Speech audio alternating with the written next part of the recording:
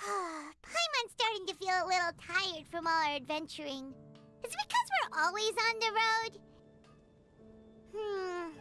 Paimon's heard that sitting down and reading a book could be a good way to unwind. Since we're not too busy at the moment, why don't we visit the Knights of Favonius' library? Maybe we'll find something simple but fun to read. Gosh, all I can think about is D-Luke.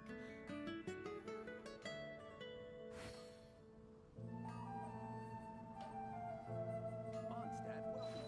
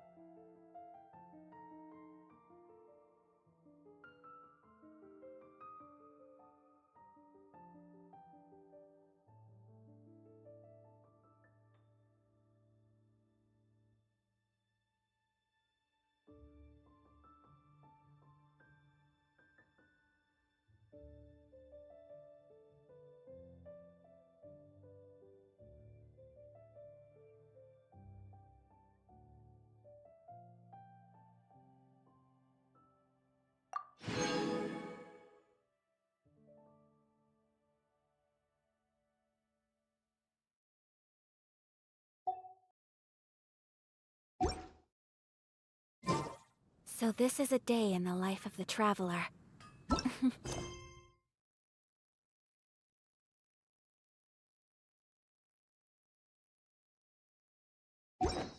I'm learning more about you.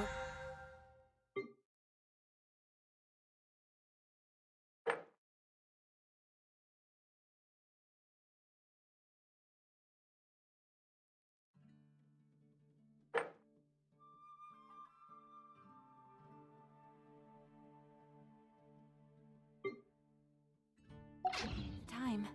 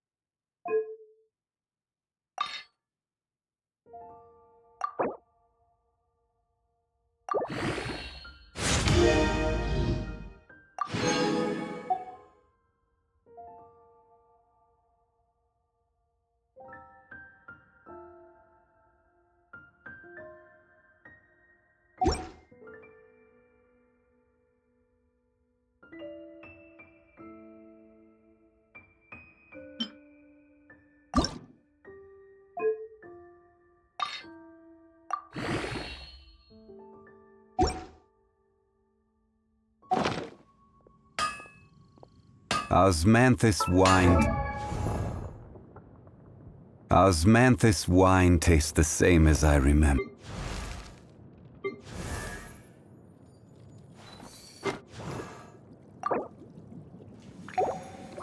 Tastes the same as I remember.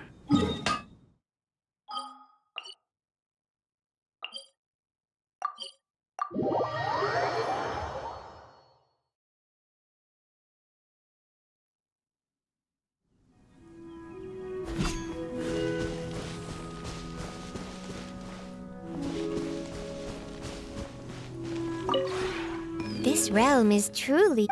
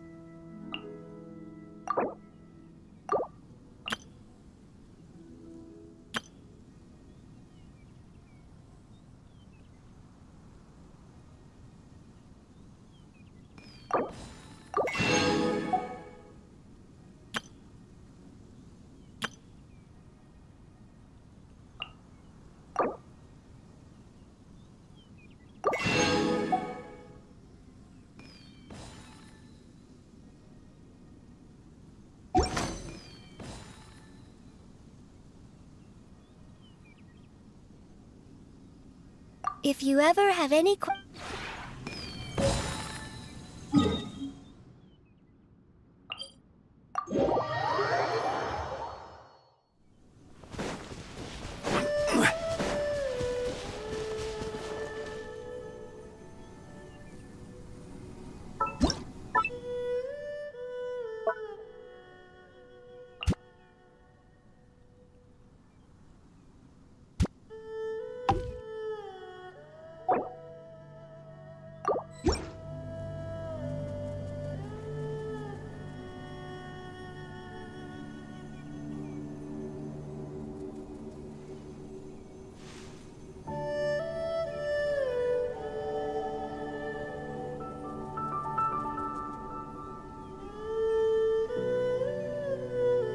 Osmanthus wine. It's been a while. How have you been? The atmosphere is pleasant and to my liking. In the time that I've known you, I've come to glean some information about your character and principles. Your decisions hold my trust.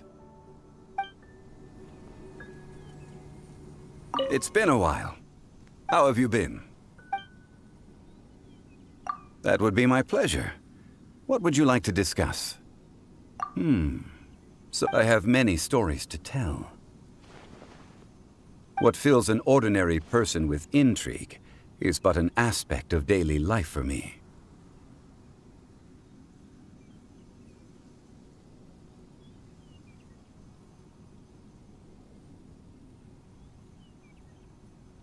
This topic is a bit unexpected. I don't know where to start. My story is long and will take up a significant amount of your time. But should you be willing to listen, we can talk over cups of tea.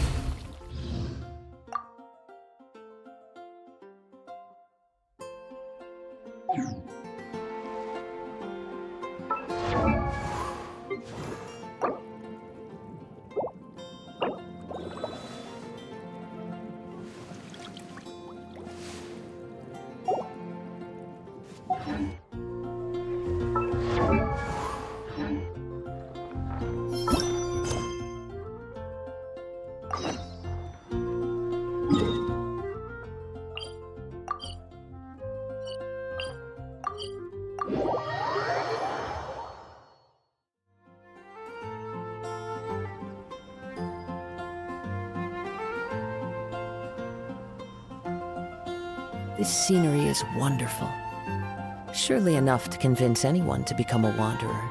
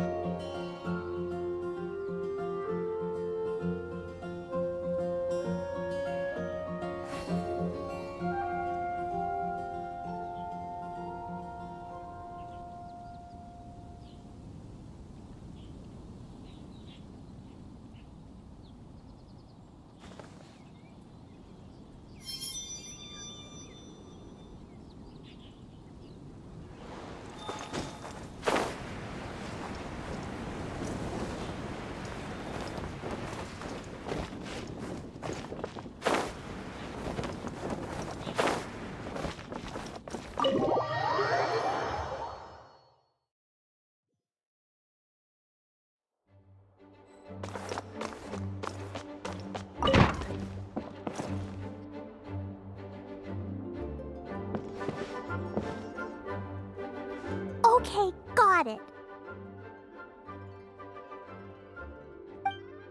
But fish taste best when they're freshly blasted.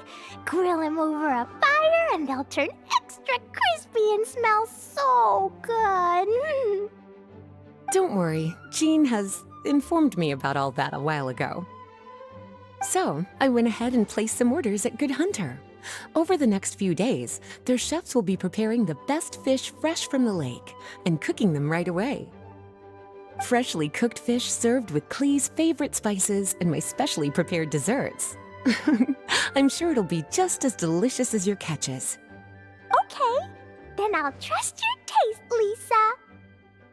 I promise I'll stay in the city and play Dodoco's boom-tastic adventure. I won't go fish blasting or make any trouble for Albedo's friend.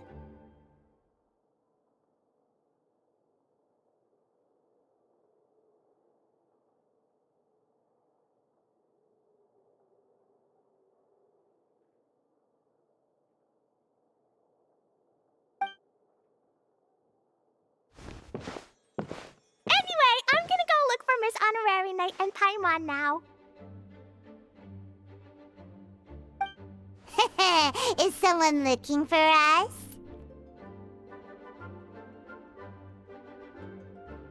Miss Honorary Knight and Paimon! Clee was just thinking about you and then you appeared! How'd you do that? Oh, little cutie and Paimon, you're here just in time.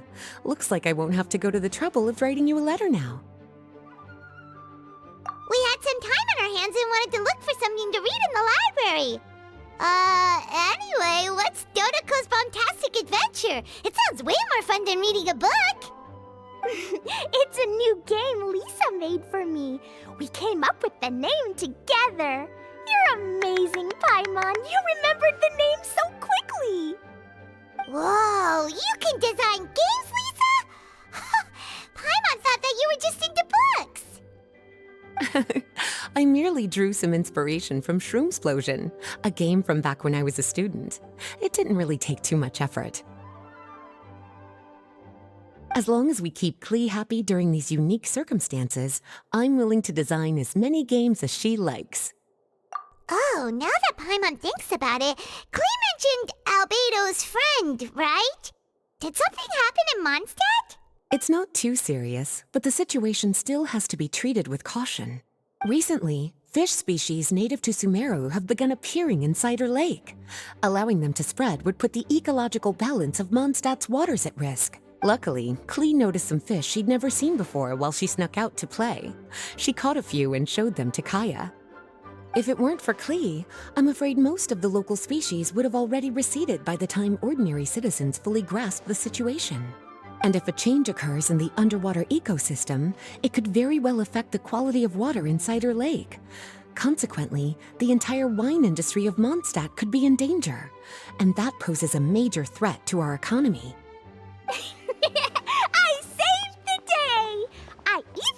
praised by Master Gene. So that's what happened. Whew, good thing Klee noticed the fish before things got out of control. The investigation team sent out a few members to inspect Cider Lake and look for the origin of the intruding species. To avoid disturbing these little invaders, Klee has to keep her treasured bombs away for some time.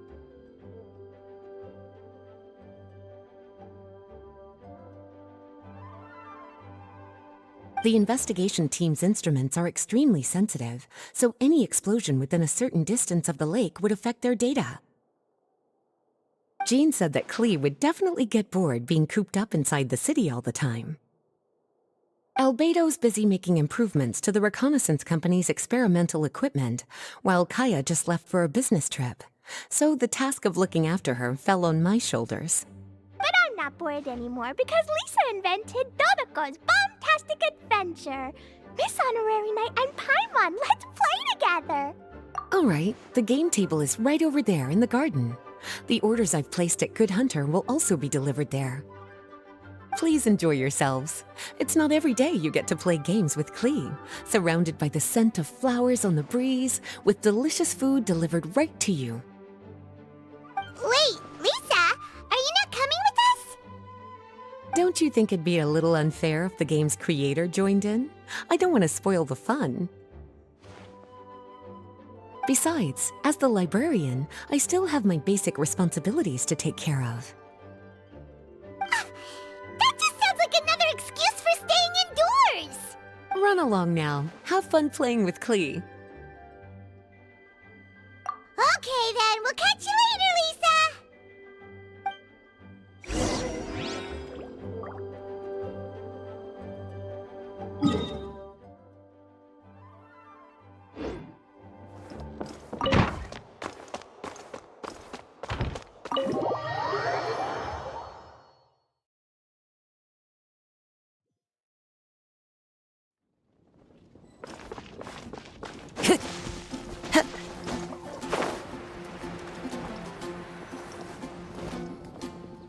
We're here, Miss Honorary Knight. This is where we'll play Dodoko's Bombtastic Adventure. Whoa, Lisa picked a really good spot. Paimon loves it here already. All right, teach us how to play, Klee. Yeah, let's play.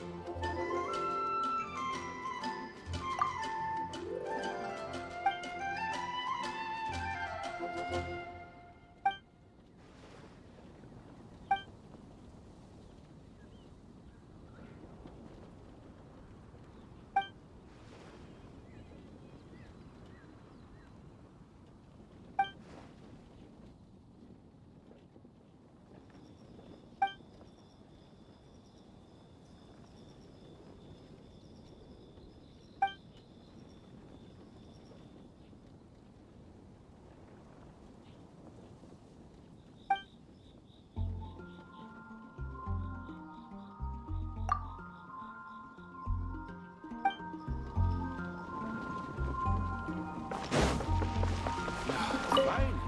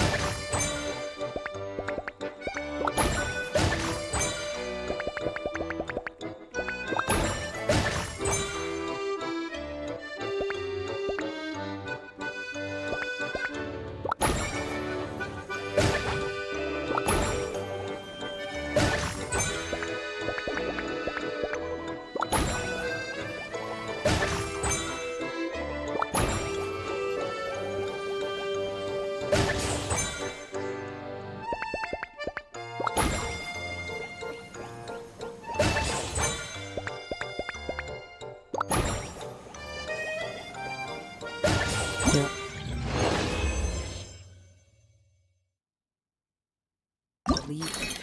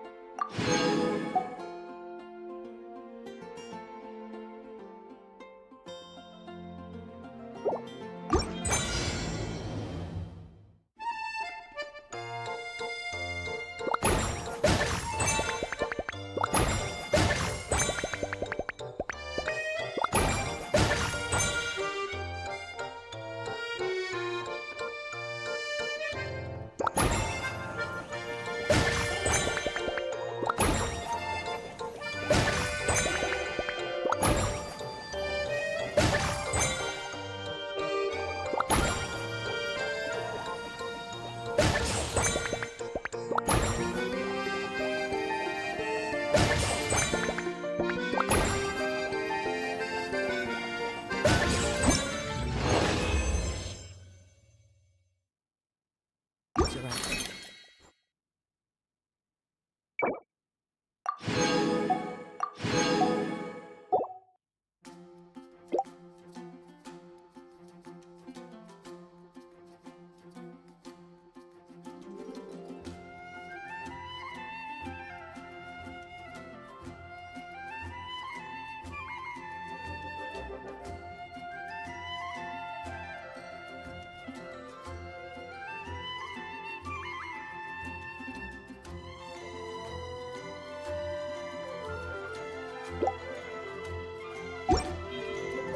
And I know just the two.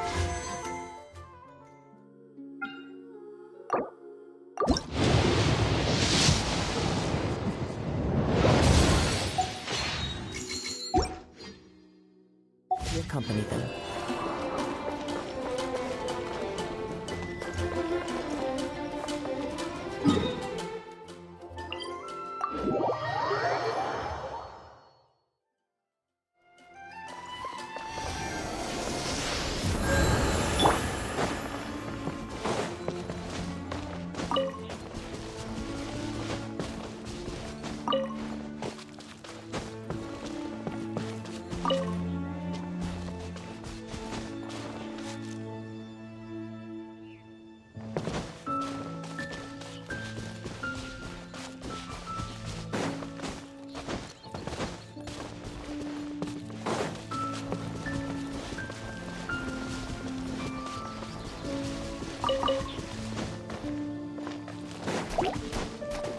Quit following me.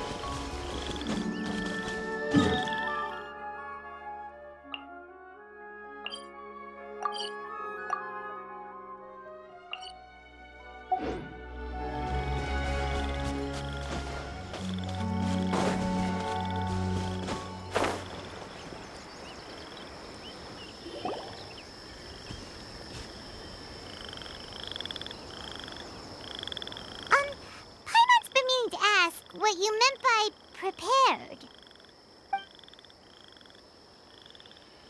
Dreams. But I'll never be able to stand again.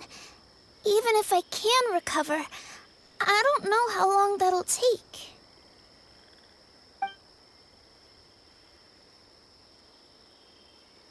My heart?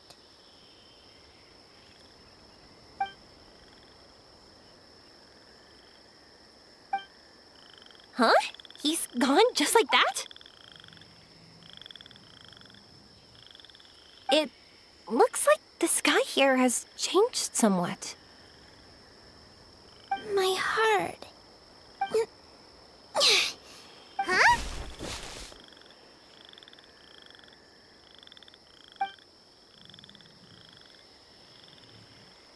I stood up. It wasn't hard at all, and it didn't feel weird. It was like how things were before I got sick. Wait, so that means we're... not our first time in one. No wonder Arapurva said not to worry. Aveen can move freely in this dream. Wow, that's amazing. Is this the power of my heart? How amazing! Now we can all look for Arashani together. Come on, let's race. Let me see how good you really are.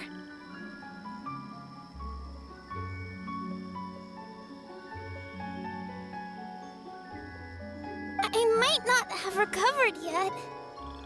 Whatever, let's go. I won't lose, not even to an adult.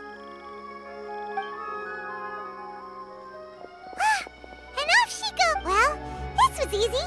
Paimon thought she'd need more time. That's true. Let's catch up with them.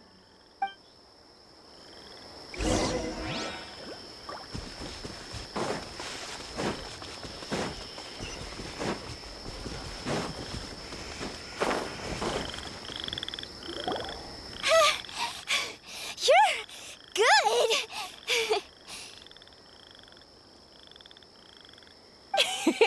If we had run any further, you would have caught up.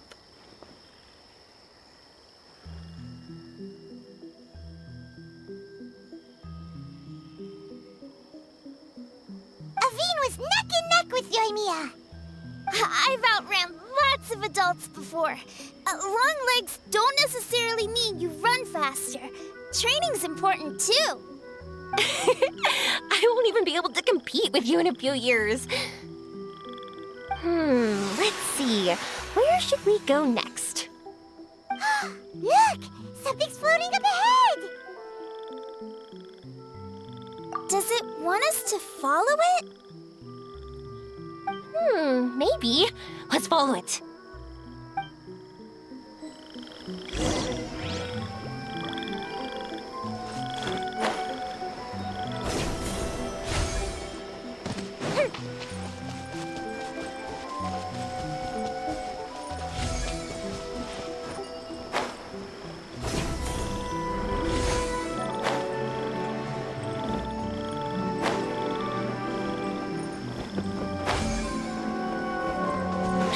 Want to keep chasing after it? You're not feeling worn out yet? Getting tired is part of running, and I love everything about running.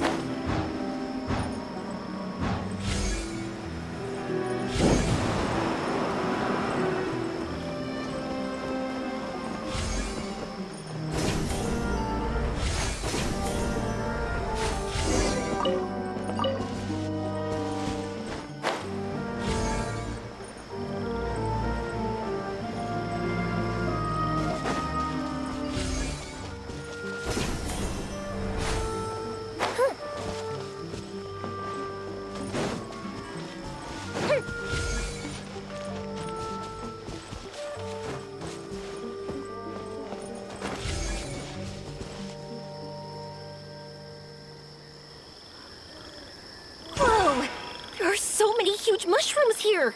They're big enough to lie on. That's not what they're for. Let me show you. Oh, so it's for jumping? Watch this!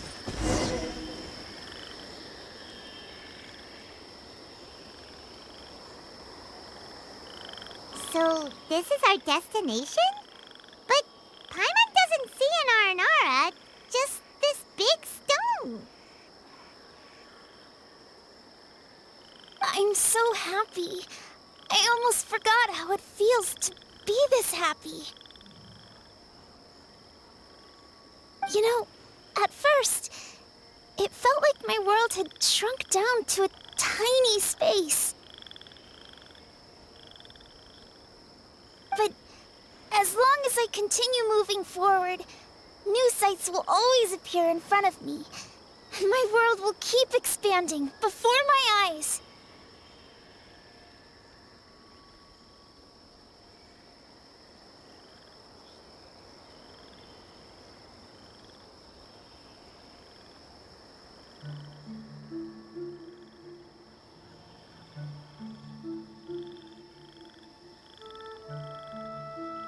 Even though I don't know how I did it, I know I have you all to thank. Oh, that's not important. What's important is that you remember the joy of going through the world. Our memories don't just symbolize our past, they can also shine a light in our future. Once you find the hope in your heart again, that happiness will come back to you. Yes. Thank you, Yoimiya. Thank you all. Let's keep looking for Arashani. It doesn't look like he's here. Yeah. Then why would the star lead us here? I don't know how to explain this. I don't know what it is, but it feels very familiar. Almost like it's a part of me. I know! Could this stone be your Earthstone? Earthstone? It's a very rare ore that symbolizes a person's aspirations and dreams. Since you can see it, that means you've found what you've lost.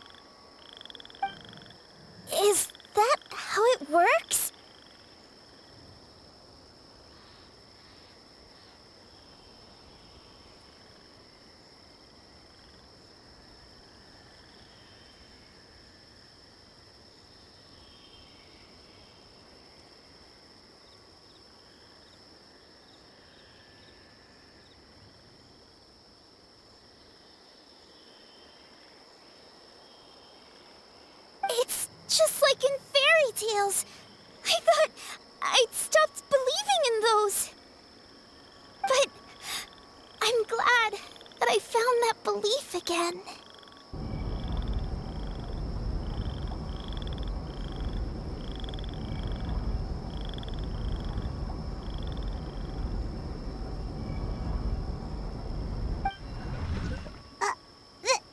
They passed right through!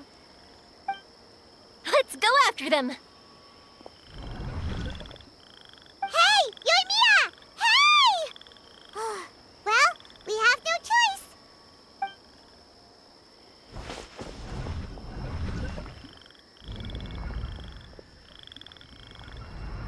We passed through, but nothing seems to have changed.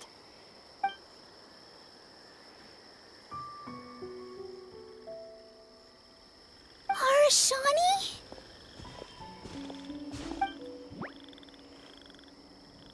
Arashani! The R&R is sure of a flair for magical journeys. They not only helped Devine find her best friend, but they also showed us what an Earthstone is. Oh, we have to look for one of our own later, to make the purest lens. Yep. It's kind of funny, but Paimon thinks we can actually do it.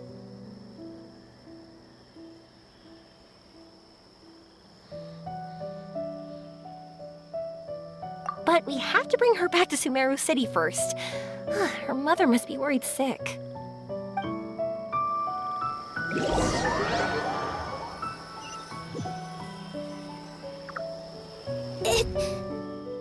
The dream ended.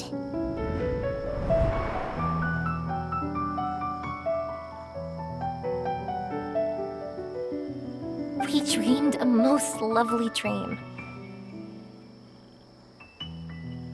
Don't look so lonely. He's right next to you. Arashani! You're still here!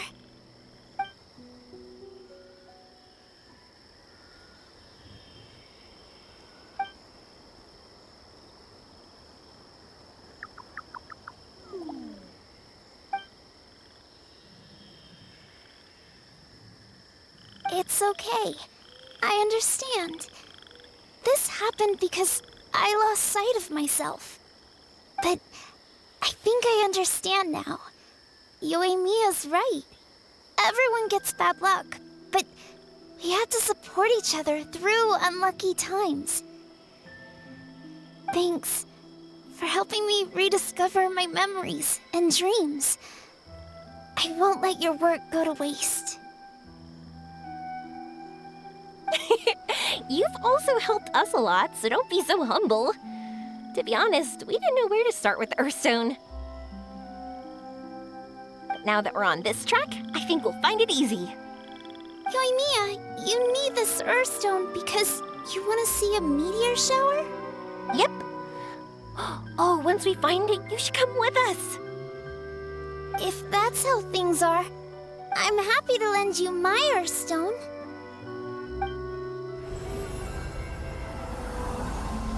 What? What just happened? Did you just take glasses out of your chest?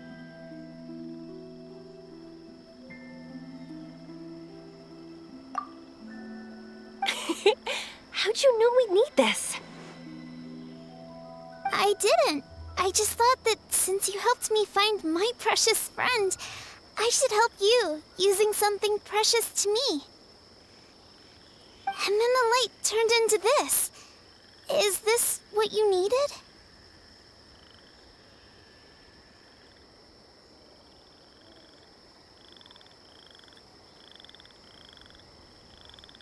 Thank you. I didn't expect us to solve our problem like this. All right, time to give it a go.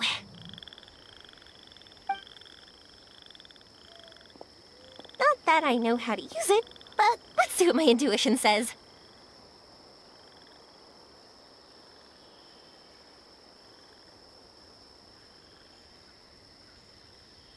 Where are you? Where are you? Oh, I think I see it! Oh, it was, pretty obvious. on, I'll lead the way. Once we're done watching the meteor shower, I'll accompany you home. Also, thank you for helping us. Actually, let me scrap the pleasantries and give you a heartfelt compliment instead. You all are great storytellers.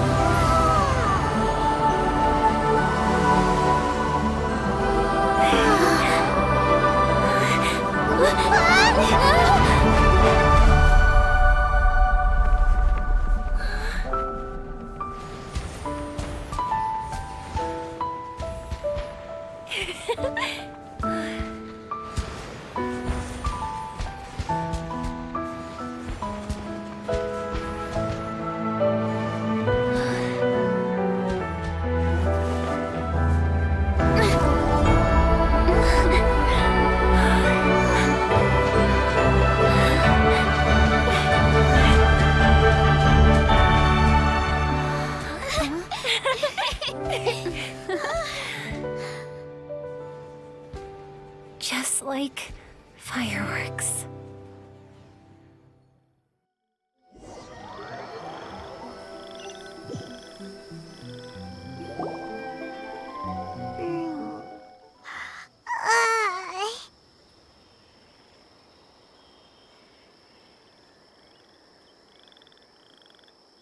We're waking up already? But Paimon wants to watch more. The meteors we summoned flew up from the ground. They were exactly like fireworks. Ugh, I could have kept watching that forever. That was the realest, grandest, most magical dream I've ever had. Paimon, too! Paimon didn't expect you to just pull us onto that shooting star, though. Honestly, I didn't think about it at all. I just thought it'd be a shame if we didn't try something crazy. You know me. It really doesn't matter to me if our experience was real or a dream. I really should thank you two, though. You set all this up as a backup plan because you knew that meteor showers are hard to catch, right? Don't worry, I loved it so much. I think this ranks as the absolute best gift I've ever been given.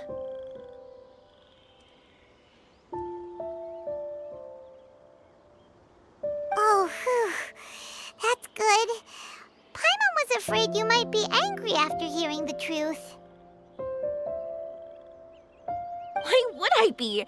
I dreamed about helpful, friendly, cute Aranara. I dreamed that we ran and jumped atop large mushrooms and we discovered Earthstone in a very unexpected way. And when I thought we had woken up, the next part was even more amazing. From her heart, Athene brought forth Earthstone glasses. We found meteors that flew up from the Earth. And we even became one with the shooting stars themselves. That's right.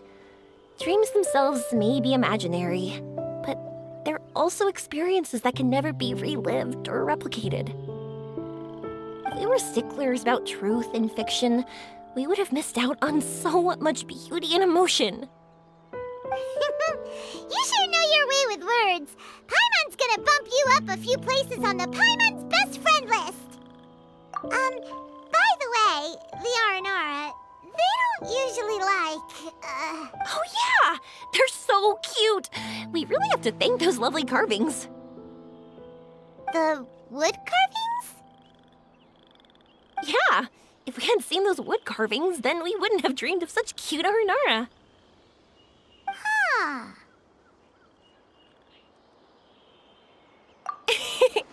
Don't worry, I know. I think they're very cute, and I'm happy to protect them. Well, it's almost time. Let's send her home.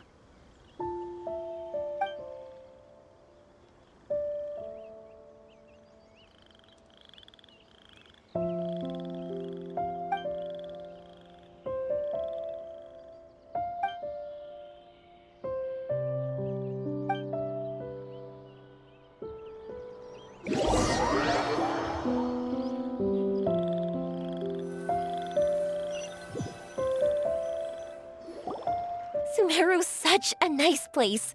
I'll be back for sure. You will always be welcome here. Athene would be happy to see you again. It's a deal. I'll be waiting for you. You got it. Yoimiya, before you go back, I want to tell you about my new dream. I want to travel to Inazuma on my own and watch a fireworks show there. Wow, that's impressive. I didn't expect to be introduced to new customers while on vacation. Don't worry, I'll make you some fireworks that you'll never forget. You do as well. No matter how busy your adventures get, remember to come back to Inazuma. We'll always welcome you no matter when you drop by. You gotta come and watch the fireworks this meteor shower inspired as they soar high in the sky. Sounds like a plan.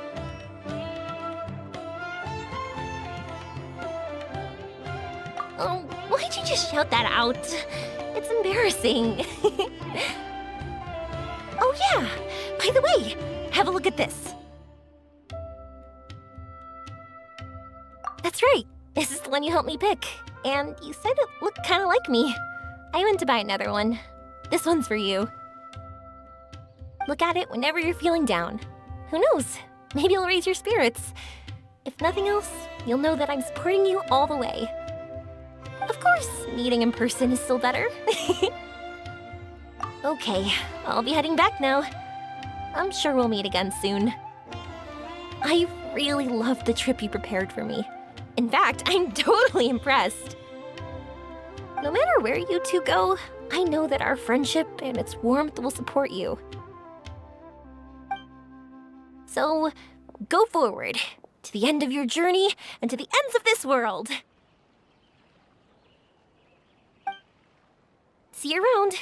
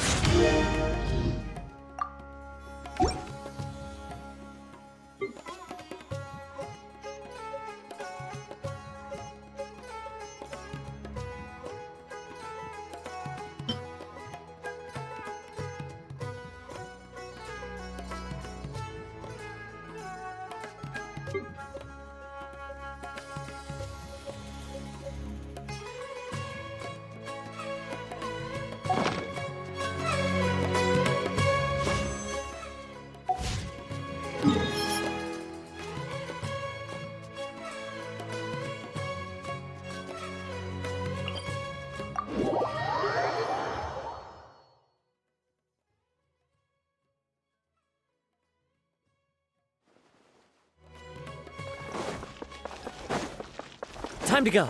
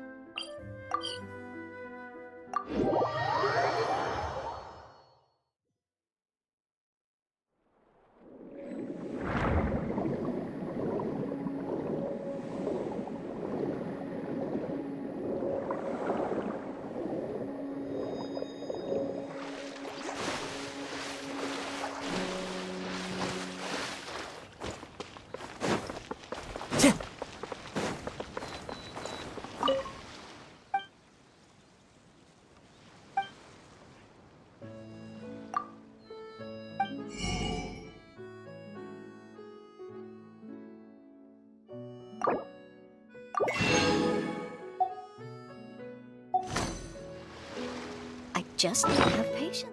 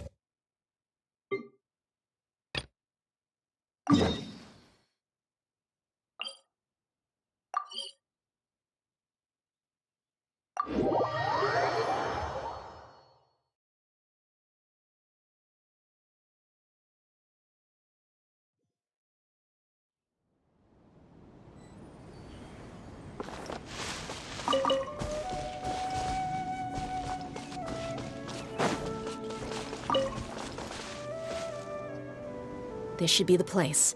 Let's find a spot to hide and bide our time.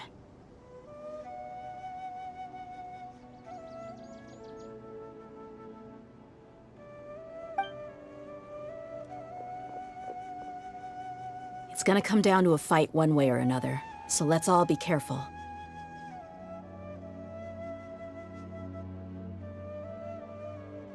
No need to worry. She knows her way around a fight. I'm not worried about that.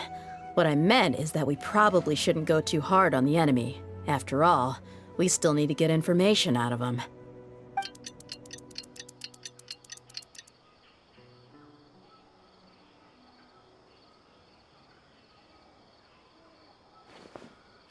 Here they come. You ready?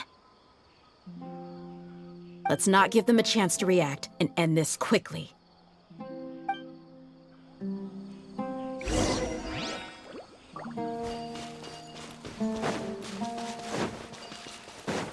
That's close enough. Behold! Unsightly insects! Clouds high. The birds... The wind rises.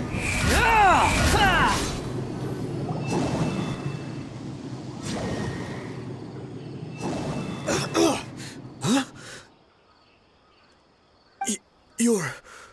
the Flame Mane. Good. That saves me an introduction.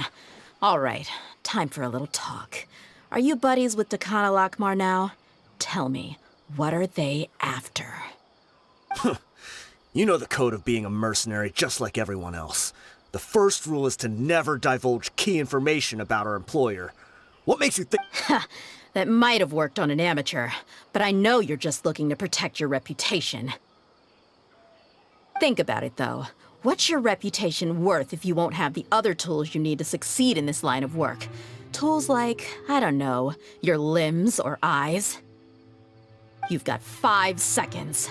You might want to think twice about how much your employer's information is worth to you. Whoa! I'm not joking around. We can do this the easy way or the painful way. 2 seconds! I'll save you the trouble.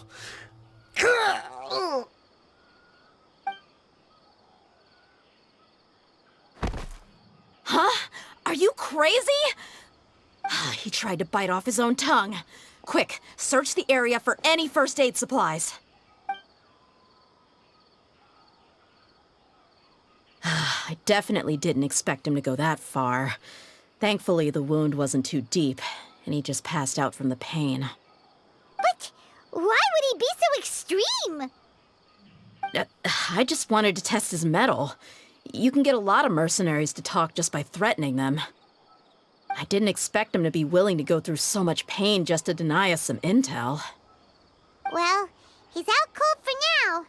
We could wait for him to wake up, but maybe it's not a good idea to interrogate him any further. Yeah, don't worry about it. It'll be a waste of time to interrogate him again after that. He might just hurt himself again if we start asking. There are lots of goods around here. Let's search the area. Maybe we'll be able to find something. I'm really sorry.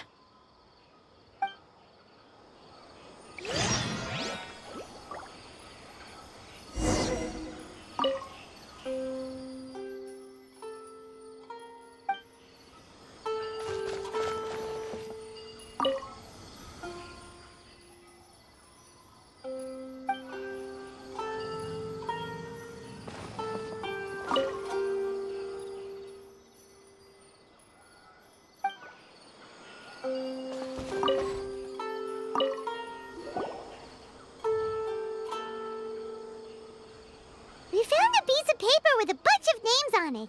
Maybe it's a record of something. Let me take a look. If this really is a merchant caravan, they should have a record of their transactions. Yep. I see an entry for Dakana Lakmar right here. Kusela, Idrisi, Bashar, and Takriti. All familiar names. Dakana Lakmar has been trading for a hefty supply of food, weapons, and medicine. It seems that in the past, they used to receive some canned knowledge as well. This caravan is just one link in their logistics chain. Once in the rainforest, the caravan will exchange the looted goods for Mora, and that person will then pack the caravan full of necessary goods, which will then be brought right back to Dakana Lakmar. Wait, why is there no Mora value recorded for the final transaction? No value? Yeah, every transaction before the last one was marked with an exact amount of Mora, but the final one, where they paid for everything to be brought back to the desert, was simply marked as delivered. Perhaps. But they couldn't have known how much they would make off selling the loot. Do they not care about profit margins at all? Anyway, the next part's the records of the goods themselves. There are a lot of entries. Everything was probably sourced from the rainforest. Huh? What's wrong? Shazamon Homayani? Homayani? You mean Dunyarzad's family? Could it just be another family with the same last name? I'd be surprised to find someone with the exact same first and last name. Shazamon Homayani is Dunyarzad's father, and the head of the Homayani family. Just what the heck is going on here? I'm sorry, you're right. I'll consider what we found and not jump to conclusions just yet. But what this piece of paper confirms is that the Homayani family has been providing goods to Dakana Lakmar. What if the Homayanis have been kept in the dark and don't know they've been trading with Dakana Lakmar? That's a possibility, but if that was the case, why is this caravan specifically named Shazamon as their person of contact? They could have just as easily bought goods such as food and medicine directly from Caravan Rebot or Port Ormos. Yeah, funding violence and looting. The brigade gets the goods, and he is paid the proceeds from the sale of the loot.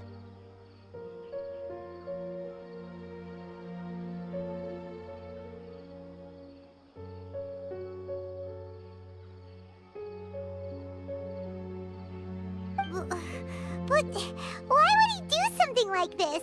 It's not like the Homayanis are in need of money. I honestly have no idea. I've been to their estate many times, and I've never noticed anything suspicious. The only potentially large expenditure I could think of would be the treatment costs for Dunyarzad's Elazar. Maybe they borrowed a lot of Mora in the past? But that's still just a speculation. I don't think the Master would stoop so low to make Mora. You're probably right. I know my lady's personality, and she wouldn't deliberately keep something like this from us. But what should we do now? All we found is just another mystery. If you ask me, we already have no choice but to confront her about this. I'm not worried. It's too early to make a verdict yet. I still have faith in the Homayanis. Let's go find my lady again. We'll tell her everything and see if she's willing to lend us her support. If we're lucky, we can not only figure out the mystery of this paper, but also follow the trail of breadcrumbs to the people responsible at Dakana Lakmar.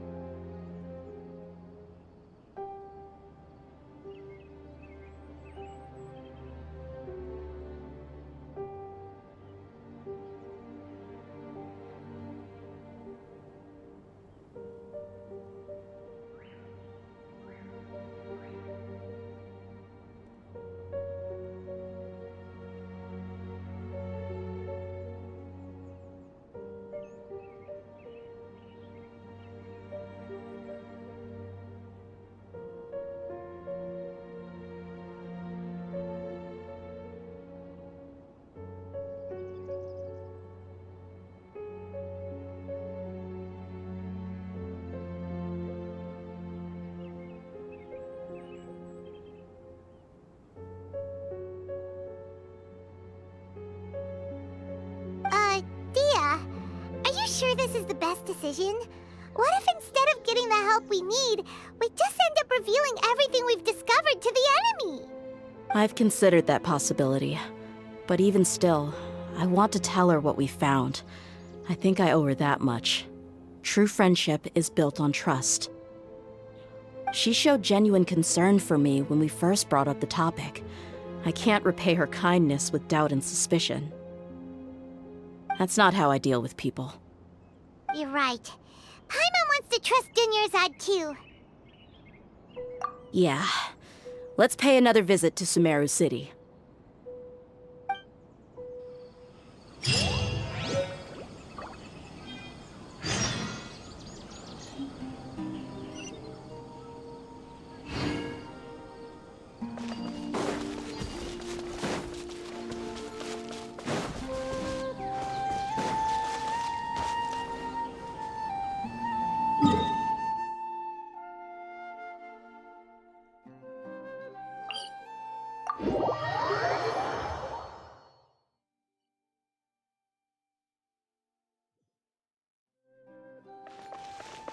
Quit following me.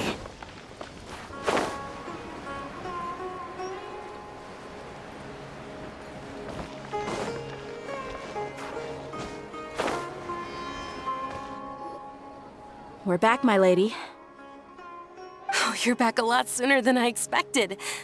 You mustn't have run into any trouble then. Well, how did it go? What did you come up with? Actually, we're still investigating. It's just that we've discovered something strange. I see. The clues you found have led you back here, in the city? Something like that. Yeah. You all look a little dispirited. Whatever you found must not have been very encouraging after all. Why don't you discuss it with me? Maybe I'll be able to say something to cheer you up? It's okay, my lady. It's not so much about me being upset with my father or anything like that. How should I put this? So something is wrong. Even the Traveler and Paimon have been uncharacteristically quiet. On any other day, Paimon would have already waved to me with a smile and shouted, "Dunyarzad, we're back!" So tell me, what happened? Well? My lady, please prepare yourself for what we're going to tell you next. It concerns the Master. The Master? Okay, I understand. Don't worry about me. I'll listen as attentively as I can.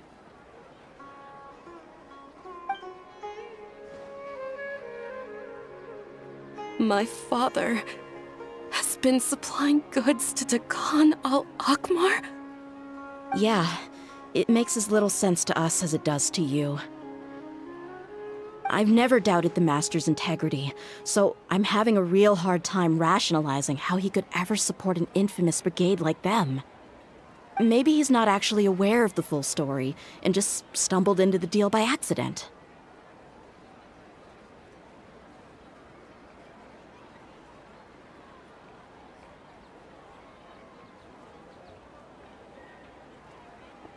I can't help but agree with the Traveler. Huh? You mean you feel the same way, Dunyarzad? Thank you for sharing all this information with me. Since you've told me everything you know, I should also tell you about some doubts that I've been harboring for quite a while. In the past, I thought that my father hired a bodyguard for me so that I wouldn't run away and get lost.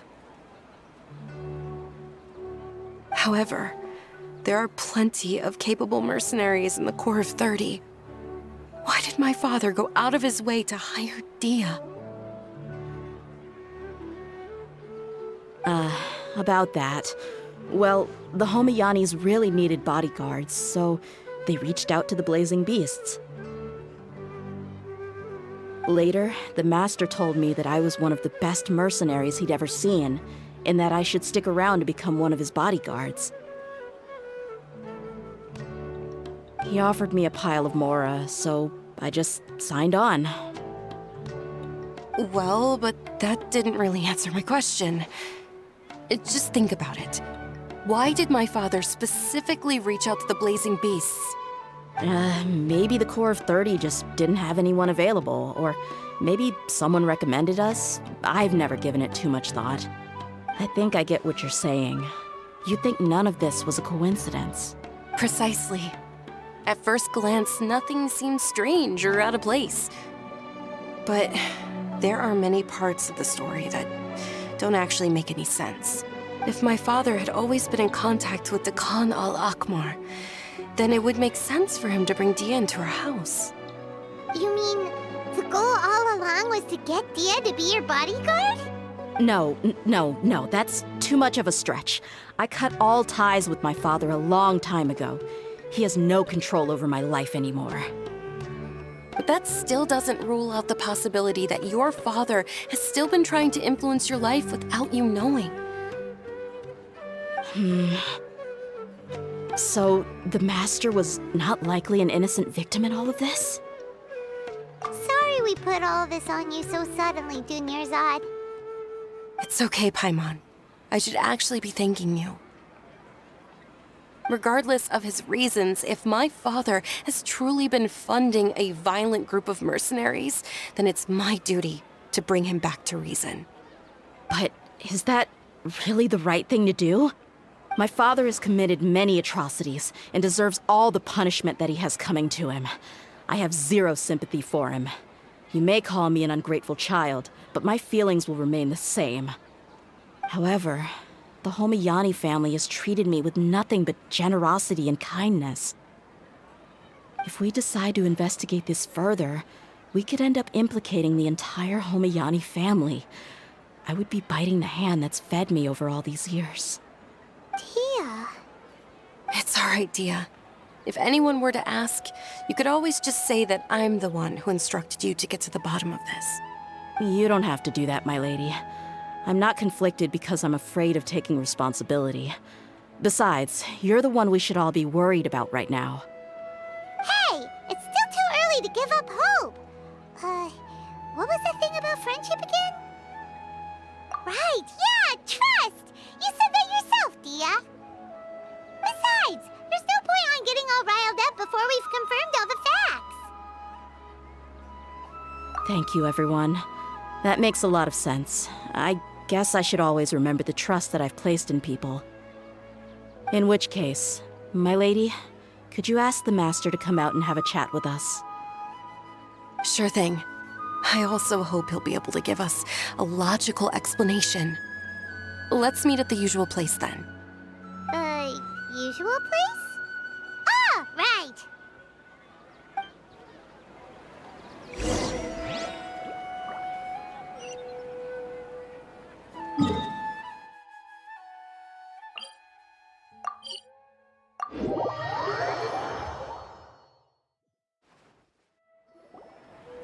Thank you for coming, sir. Please allow me to introduce these two. This is the Traveler, and next to her is her travel companion, Paimon. Ah, yes. My daughter has mentioned them from time to time. It's a privilege to finally meet them in person. But we may skip all the pleasantries for now. What is the important matter you wish to discuss with me today? Well, we wanted to bring this transaction record to your attention. There's something on this record that we're all pretty curious about.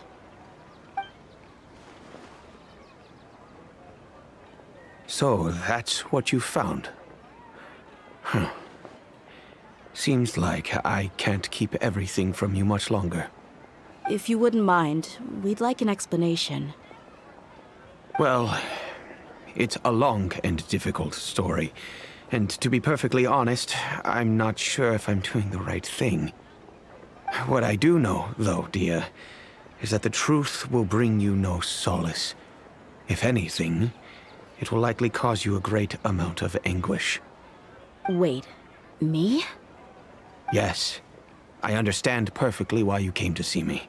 And I am touched by your collective commitment to do the right thing. But knowledge always comes at a price. And sometimes, as they say, ignorance is bliss. Your father, Kusela, and I both believed that. Of course, you have the right to seek and learn the truth, but I must warn you. The facts of this matter may reduce everything you've built for yourself into sand, blowing in the wind. If you must proceed, then Kusela's heartfelt efforts will also fade into the wind like a fleeting mirage. His heartfelt efforts? I'm sorry, sir, but I'm not sure I follow. I've made it this far in life without a single drop of my father's support. I have my own ideals and ways of looking at the world, as well as people and causes that I've chosen to cherish and fight for. None of these things have anything to do with him. I came here today to support you as the head of the Homayani family. No warning will change my stance on that. I understand. Then let me tell you a little story.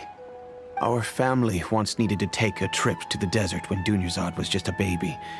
Along the way, we were attacked by bandits. They had superior numbers and quickly overpowered our bodyguards. When all seemed lost, a group of passerby Eremites lent us their support. Those Eremites were Kusela's brigade, Dekan al-Ahmar. Kusela's men told me that the attackers were Eremite mercenaries, just like themselves. I was shocked.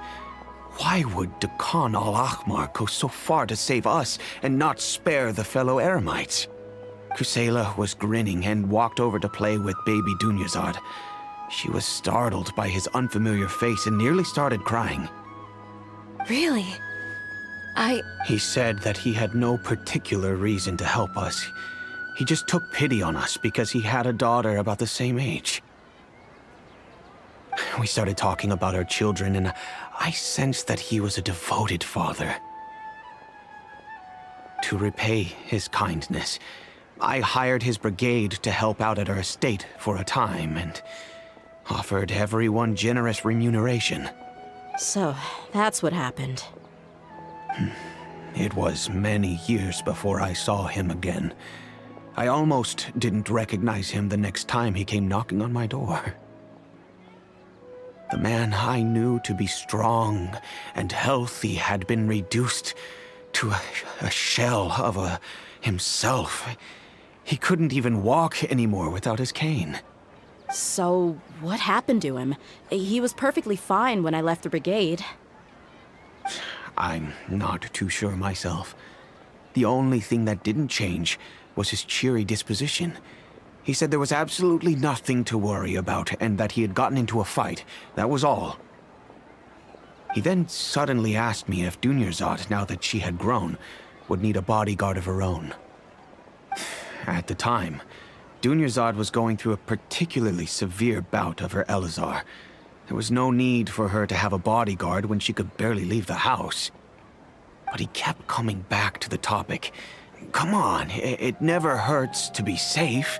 How do you know a bodyguard won't come in handy one day? I was completely lost at first, until he recommended the Blazing Beasts, and in particular, a mercenary named Dia. So he was the one who recommended Dia to you. Indeed. He didn't say it out loud, but it was clear that he saw Deshret's relics as an evil group who would eventually corrupt every member in their ranks. He was already beyond redemption, but he hoped that he would be able to detach his daughter from the vicious world of mercenary life. If Dia could stay in my house and keep working as a bodyguard, then gradually her affinity for the desert would decrease, and she'd be able to leave her previous life behind. And that's why you offered her such generous compensation? Yes, but not just because of that. From the moment that he asked me for that favor, I also began to see Dia as my own daughter. And that's also why I tried to persuade you to stay when you asked for permission to leave. I was willing to spend however much it took. Kusela saved my daughter and me all those years ago in the desert. I could never refuse him entrusting his daughter to me. He was always like that, acting like he's oh so smart and self-righteous. Kusela said that he'd reimburse me for a portion of Dia's fees. I refused to take any mora from him, but he'd always send me funds anyway. Eventually, I just accepted them as a token of his gratitude. And that went on for a while until I received another letter from him a few years ago. The letter contained a request to help him buy food, weapons, medicine, and even explosive materials. Wait! Isn't that around the time that Deccan al-Ahmar started becoming more aggressive? That's right. When I started to hear some nasty rumors, I became wary. I wanted to meet him face to face to discuss things. But by then, he was no longer receptive to my requests to talk. If I had to guess, it's probably because he doesn't want to put Dia at risk. That thought occurred to me as well. I figured that he probably came to me for help because he had nobody else to turn to.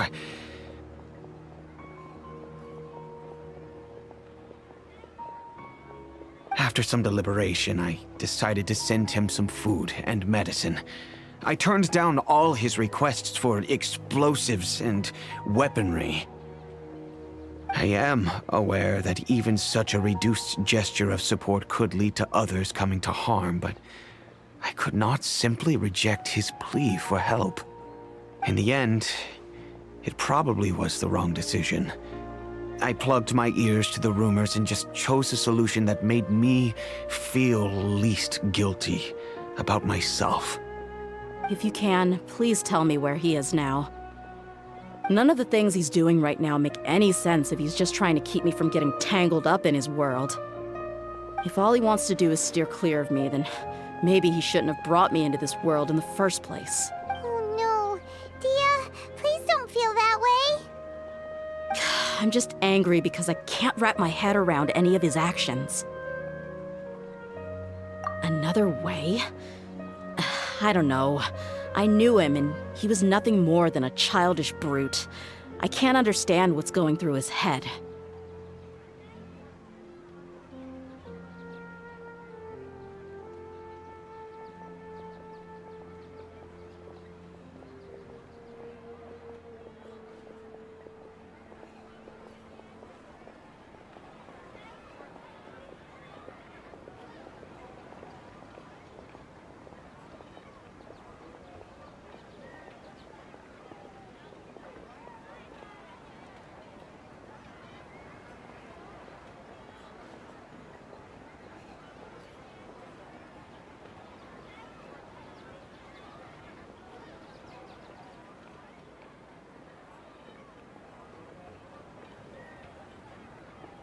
But I guess you do have a point.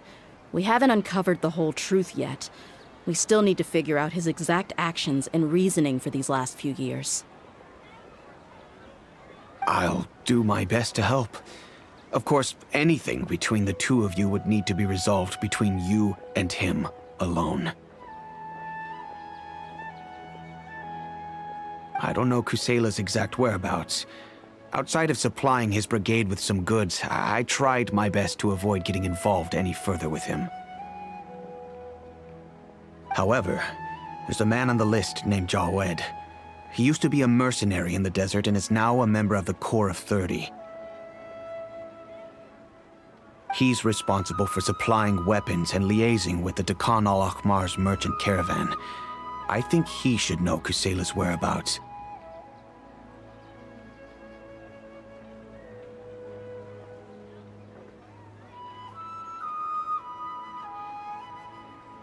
I've heard that he likes to have a few drinks alone and enjoy the cool wind at night outside the tavern. Maybe you'll be able to find him there. Understood. Thank you, sir.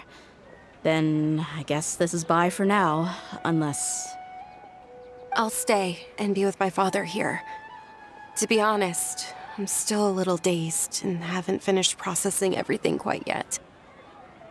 My father has indeed done something wrong, but if I think about it, I'm also not sure if there was a right way to handle this problem. I feel like our only course of action is to turn everything we know over to the Corps of 30 and let them render judgment. Yes. I am prepared to accept whatever verdict they choose. It's time to face my mistakes.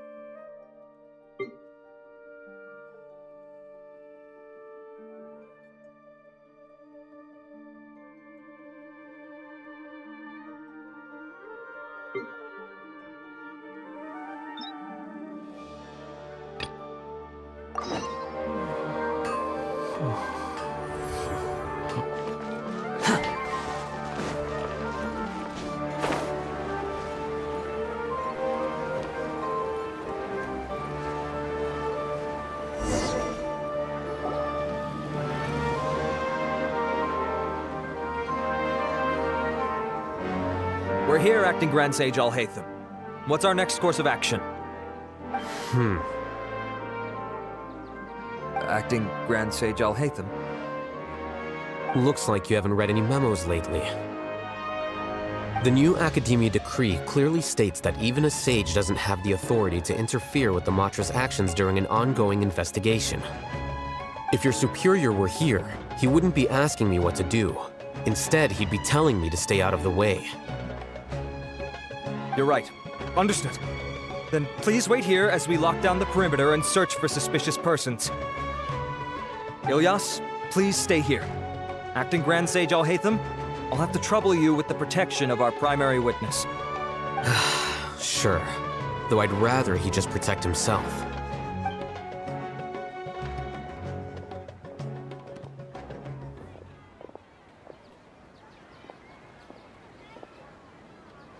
He's the same as ever, casually ignoring people just like he did back at Aro Village. Answering a simplistic question only enables the questioner. Besides, I need him to understand my position clearly. Arav has just as many doubts about my coming along as you do. But unlike you two, he's making this matter more complicated than it is, with his considerations like the acting Grand Sage is trying to seize the Matra's powers. That question was obviously bait.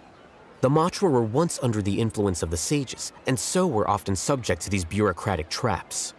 The test was strictly unnecessary, though. I hope that our exchange will assure him that I won't interfere with their work this time. Why is this so complicated? This is why I was against becoming the acting Grand Sage from the very first. Titles and rank inevitably make a lot of things more troublesome than usual. Excuse me, Acting Grand Sage Alhaitham.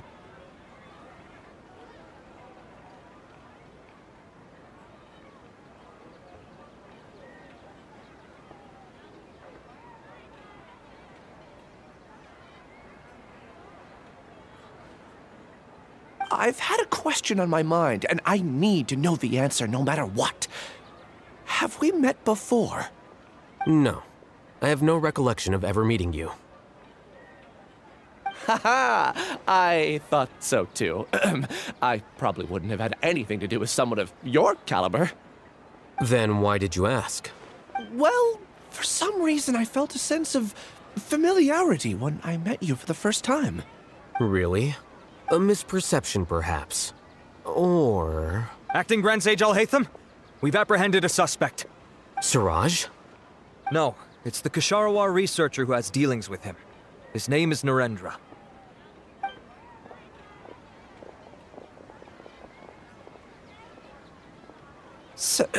Acting Sage Alhaitham. Wait, can someone please explain what's going on? I admit that I did steal some mechanical components from the lab and sell them, but does something like that really warrant the personal interest of the acting Grand Sage? What have I gotten myself into? I know I let Greg get the— I would like to ask him a few questions. Of course. Do you know Siraj? Yeah, that's the name of my buyer. He asked to make the transaction at the tavern, but he never showed up. What were the details of this transaction? He's doing some kind of experiment that seems to require many power generators and electrical components that can only be found in our project. He contacted me in private and said that he'd pay a large sum of Mora if I was willing to put some aside for him, under the pretense of them being defective parts. We had originally agreed to meet at the tavern earlier today to do the trade. I sure didn't expect to get stood up, or run into you all. Perhaps Siraj was aware that Ilyas might leak information, so he intentionally didn't show up. Whatever the case, it seems that this lead ends here. The good news is, regardless of what Siraj was planning, his progress will now be severely hindered by a lack of power generators and electrical components. We still have time to conduct our investigation. Do you have any more questions for the suspect? No. He's all yours. But I'd like to borrow Ilyas for a while. Oh, that's fine. We conducted a comprehensive lie detection exam, which showed that he has a genuine case of amnesia. We're not planning to pursue any further breakthroughs on that front. However, I am curious, what do you need him for exactly? I've read some papers regarding amnesia, and I'd like to try restoring his memories. I see. We'll be returning to the academia then. I'll leave Ilyas in your care.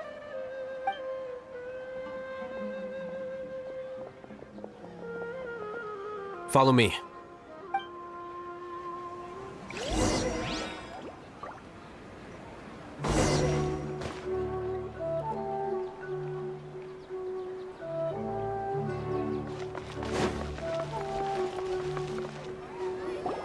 Siraj didn't show up at the tavern, and Narendra didn't give us any leads. Ugh, that means we're stuck. Oh, Hatham, are you serious about seeing things through? Ayman's pretty surprised that you're this interested in the case. I thought you would have guessed the reason by now. Huh? Ayman has no clue. Hey, do you— Yes. We were classmates. Oh, so that's why you asked to come along when Arav briefed you on the situation. So you're not here because you're interested in the case itself, but because you know the suspect? You couldn't be further from the truth, but I wasn't expecting much from you to begin with. For the time being, all you need to know is that we were once classmates. I became the scribe afterwards while he continued his academic endeavors. He submitted a thesis 1 year ago, and the Grand Sage at the time asked for my opinion. I did not approve of it because it committed one of the 6 cardinal sins by touching upon human evolution.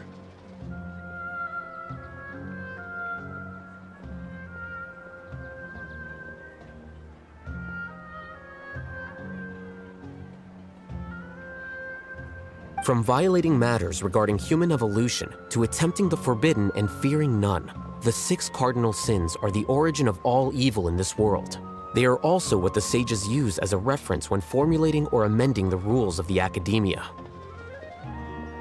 My opinion was that Siraj's research was both overly naive and in violation of various core principles. The Grand Sage took some of my suggestions on board and ultimately decided to reject the application.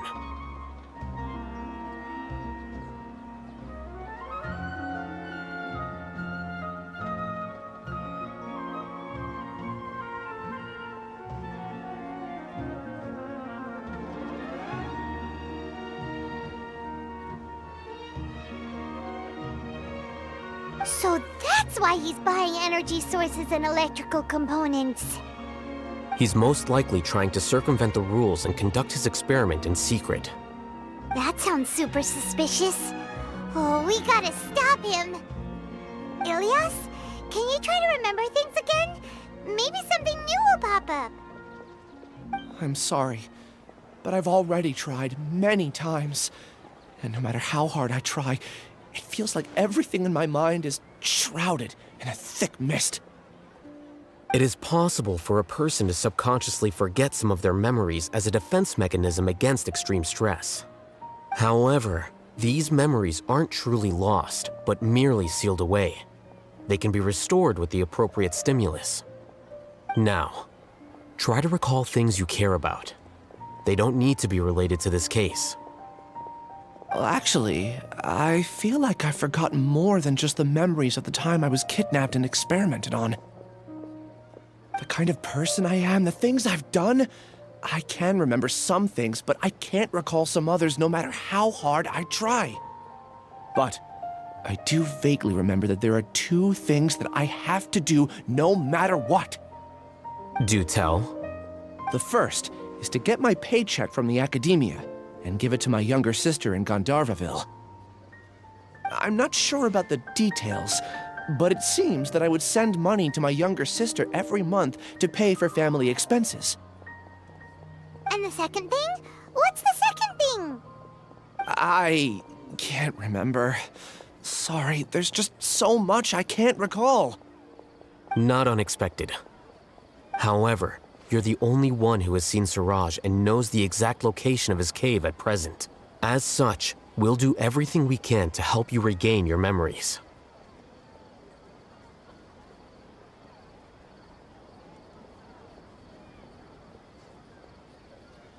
Losing your memories must be really painful. But don't you worry, we'll help you get them all back. Oh, thank you so much. This feeling, it's more than just pain. I don't know how to describe it. I have so few memories that I don't even have a clear idea of who I am. And my head's always ringing. It feels like I could faint at any moment. But amidst all that, it also feels like I've been set free somehow. Nevertheless, I have you all to thank for bringing me what clarity I do have right now. Now, I do remember that I worked part-time at a place in the academia called the Research Preparation Center. That's also where I got my monthly paycheck. I see. In that case, let's go and find whoever's in charge there.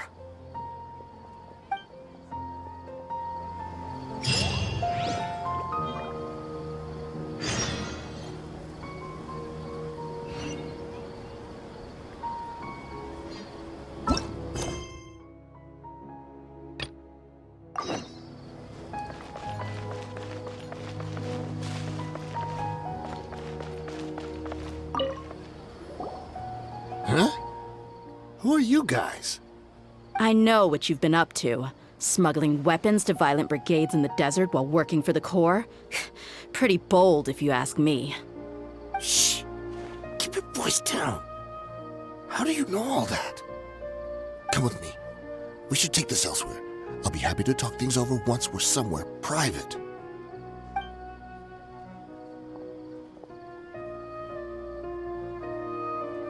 This place should do. All right, back to my question. How did you all know about me? Don't worry about that for now. You know what kind of punishment you'll face once we report you to the Corps, I assume. Wait, there's no need to jump the gun. Let's talk this out. What are your terms? So what's in it for you anyway, Mora? Well, I was a little tight on money at the time, and Kusela took good care of me in the past. I waited in my mind, and I couldn't find a reason to turn the opportunity down. I wouldn't only be helping my benefactor, but I could also make some quick Mora. Let me tell you how it is. We're investigating Khan al-Akmar, and we're gonna put an end to their operations. If you provide some help for us, then we might just put in a good word later to reduce the terms of your punishment. Hey, why don't we discuss this a little first? Listen, I made quite a bit of Mora from my last run. You just give me a number, and I'm sure we can... Shut it. My patience is running out. You should know when a mercenary is after something other than money. All right, sheesh. But you gotta promise you'll put in some nice words for me later. They're always on the move. Here's the spot they were at the last time I made my delivery to the desert. Feel free to go have a look. I'm just telling you, though, it's not on me if they're not there anymore. Sure. And then you can forget about any nice words from us. Hey, come on. Now you're just being unreasonable. Really? And how do I know you're not leading us straight into a trap? Don't forget, you're the one with no bargaining chips. All right, I get it. Why don't you go take a look, and if they're not there anymore, I'll try to figure out something else for y'all. Now that's more like it. Let's move. And as for you, try to stick around the city until we get back. You don't want us to call the folks from the Corps and have them drag you back to the city.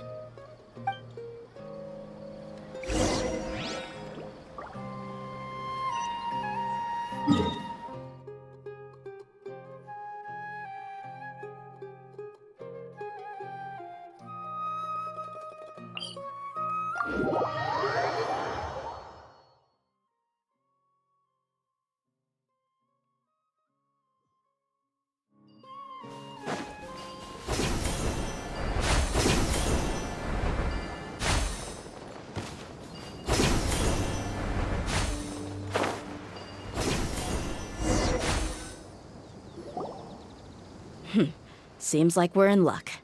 That should be their camp right up ahead.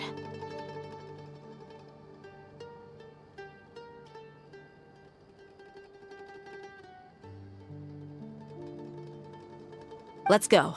We'll finally get to the bottom of this ourselves.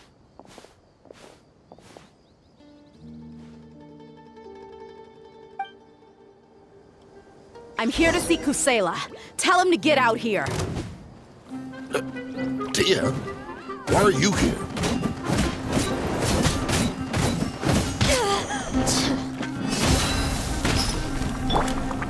Rise! Take that! Where do you think you're going? Take that!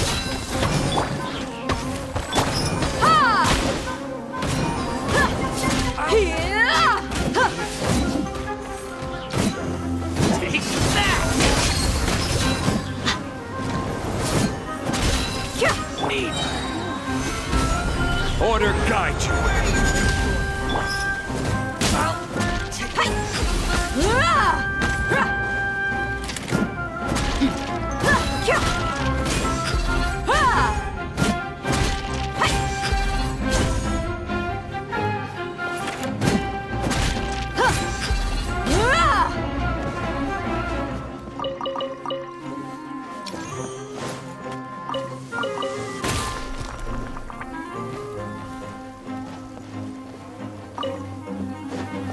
Where do you think you're going? Haven't you all done enough? Oh, so are you also here to stop us? Stay out of this. It's got nothing to do with you. Squall and Fury.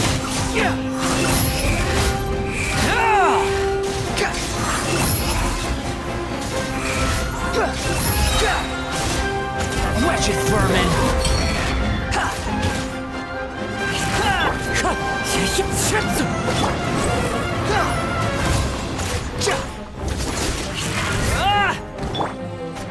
Whirling snow! Quake!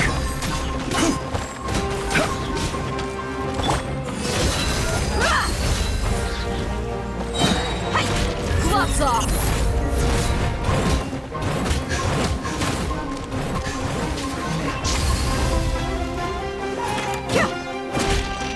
Wind strike, as one with wind and cloud. Take flight! Buckle up!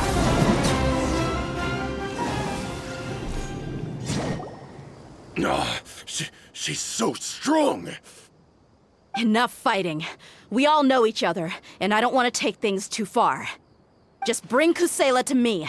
There's no use hiding him anymore. Did you understand a single word I just said? Or do I need to bash your skull in some more? All right, everyone, let's all just calm down for a second. Dia, the boss can't come out and see you anymore.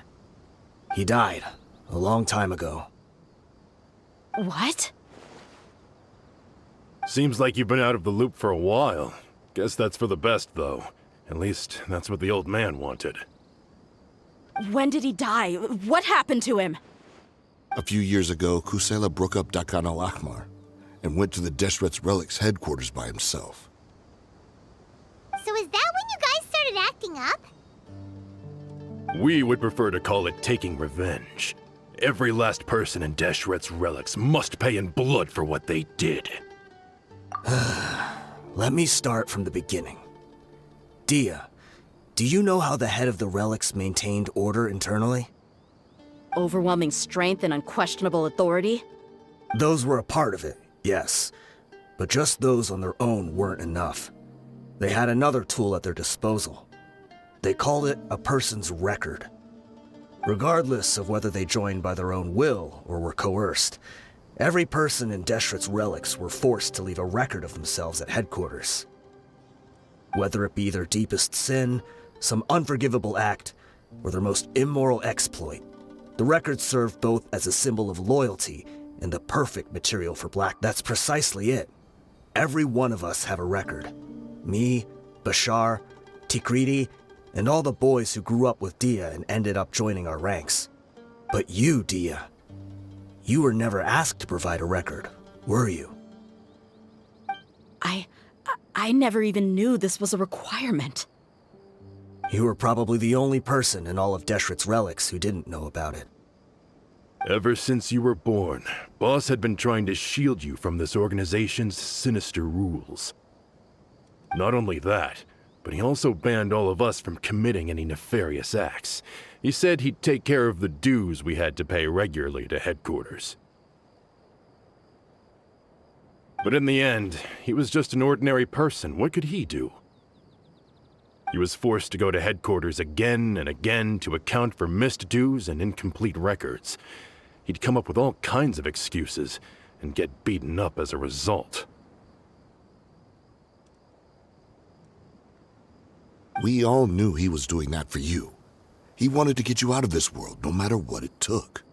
And that's why he became a shell of himself and couldn't walk without a cane. Wait, but that doesn't make any sense. I didn't know about any of this, and I'd never seen him get injured or beaten. Because you were too young at the time. How would you ever tell between wounds from a beating and wounds from battle? When you left home after that final argument with him, he seemed to age by a decade overnight. Even his hair went gray. So, even the blazing beasts were... Yep. It was all his doing. Had he not arranged them to come to you, you probably would have been reduced to a pulp before you ever left the desert. A few years ago, Boss said he needed to make another trip to headquarters. He was already pretty weak then, and we all assumed he was going to get beaten again. I suggested that he hand the role of leadership over to me, but he said there was no longer any need, since the Khan al-Ahmar would soon be no more. His words made no sense to me, but that night, we heard that a massive fire tore through headquarters and razed everyone's records to ash. Everyone gained their freedom that night. Many members fled, not just from our ranks, but from the other brigades as well. But how could we leave with a clear conscience? All of us who knew exactly what had happened. The boss can't have just died for nothing. Those heartless jerks at headquarters took him from us. From that point on, the sole purpose of Dakan al-Ahmar became revenge. The big fire that Boss started was quite a blow to headquarters' strength. It's given us the opportunity to launch our attack. Even though we're outnumbered, we vowed to see our revenge through to the very end. There were people from headquarters who changed their names and went into hiding. Some fled to other brigades, and others escaped to the rainforest. But we won't let any of them escape our wrath. They'll all pay for what they've done. We've suffered plenty of losses as well. To keep going, we need an enormous amount of supplies, from food and medicine to weaponry and explosives. All we can do is exchange our loot from Mora, and then use that to get supplies. We forged Boss's handwriting and sent out many letters to his former friends. Thankfully, many people were willing to come to our aid. We were also able to attract many mercenaries who shared our goal. We've endured unspeakable pain to win many impossible battles. Deshret's relics have become weaker and weaker, and now we finally have an opportunity to directly strike their headquarters. Paimon doesn't know what to say anymore.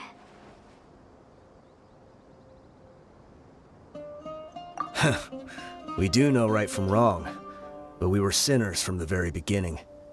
We do not deserve the freedom that the boss won for us with his life. Boss always loved his old-fashioned hero stories. Those tales about sacrificing yourself to save the world. We used to always laugh at him for it. But in the end, he really went and lived those stories out himself. As for me, I never considered myself a hero. We're all the lowest of the low. But maybe those hero stories he liked foreshadowed everything that was to come. The spirit of the hero touched all those he had saved, and more people joined his cause. Maybe we were all just acting along with the play in the beginning. But as we acted the parts and recited the lines, we were drawn in. And now, we want to see the story through to the end. I'm sorry, Dia. I know you always found us insufferable ever since you were young. Just think of this as a madman ranting.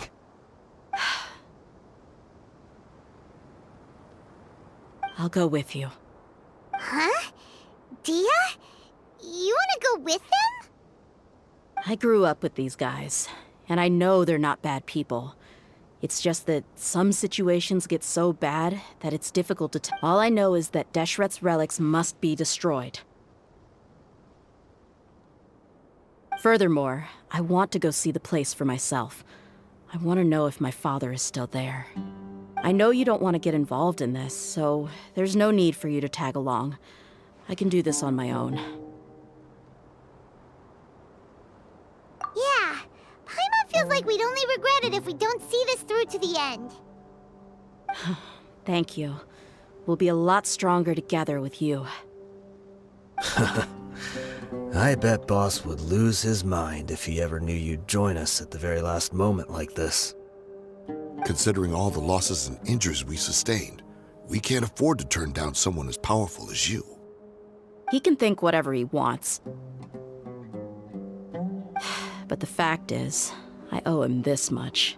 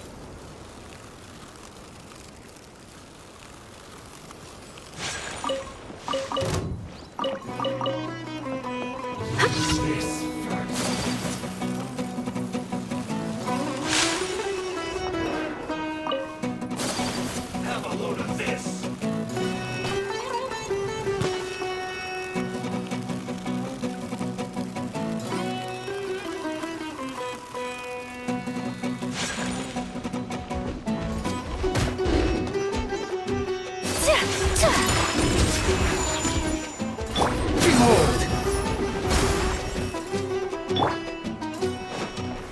Stabilize! Whirling snow! Embrace the ice!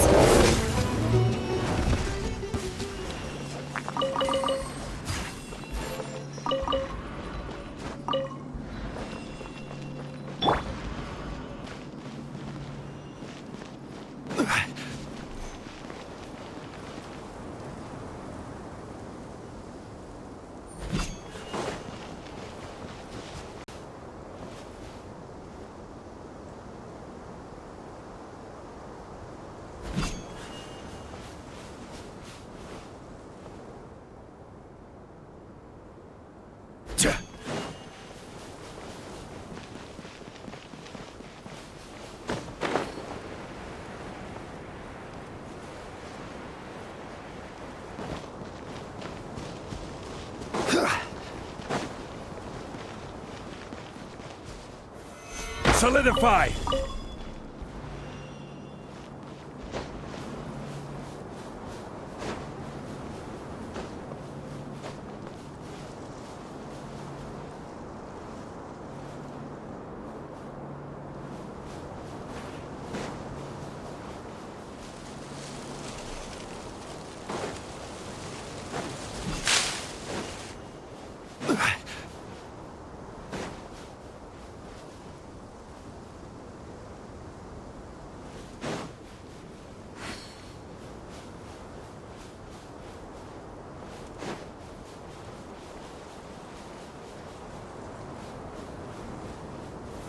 Stabilize!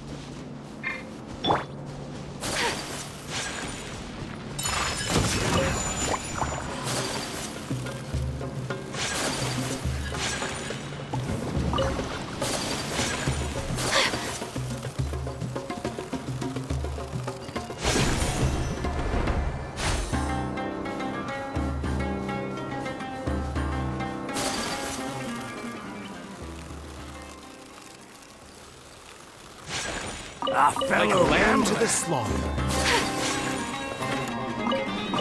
He's right there!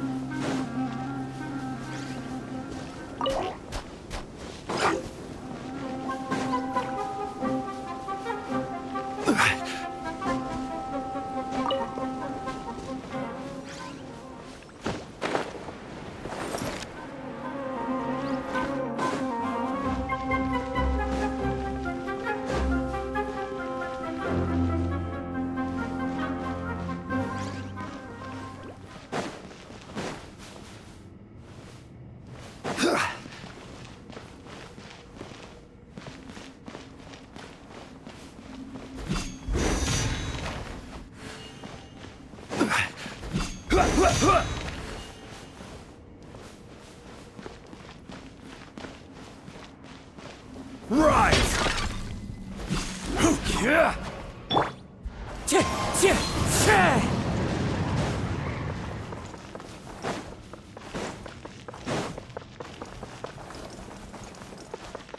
That's close enough.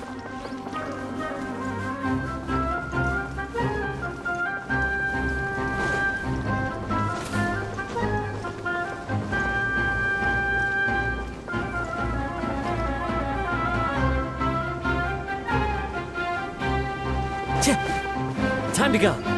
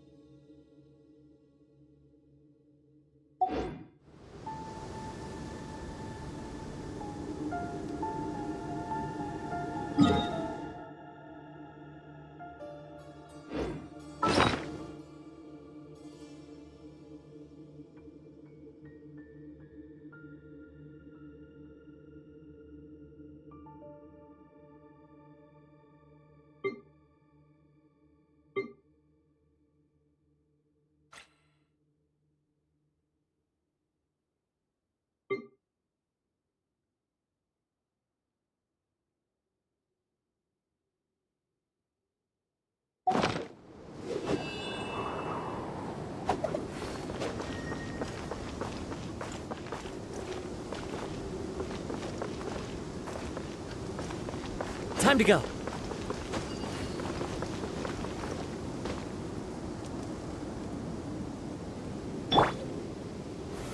Solidify!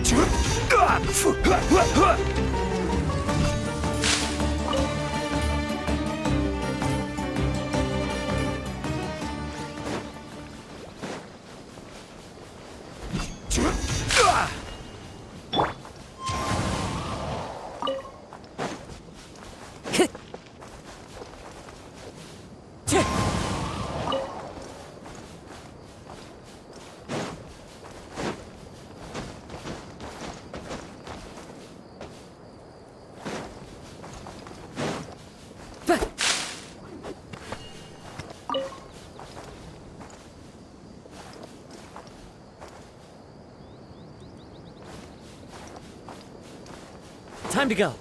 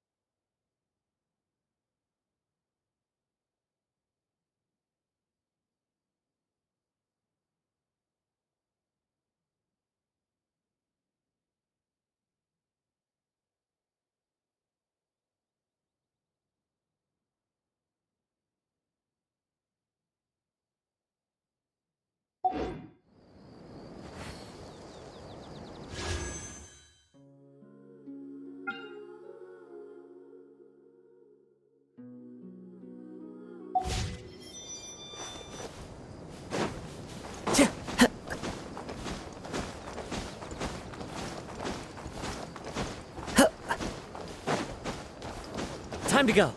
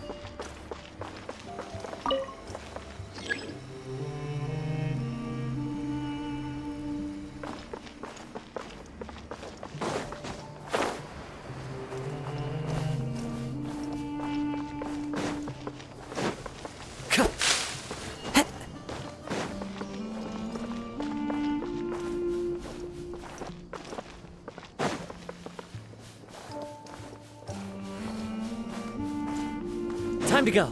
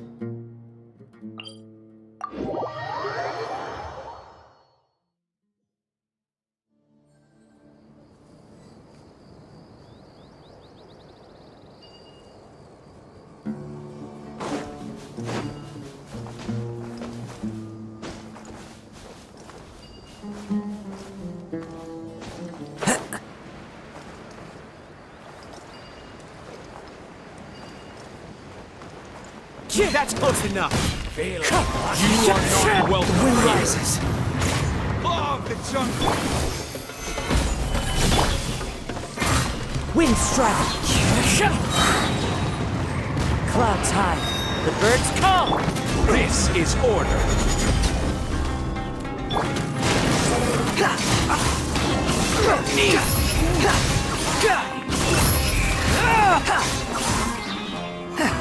Law of the jungle.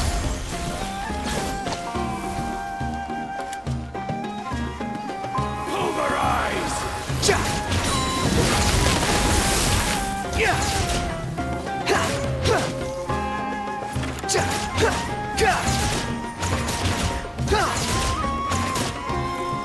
Cry louder!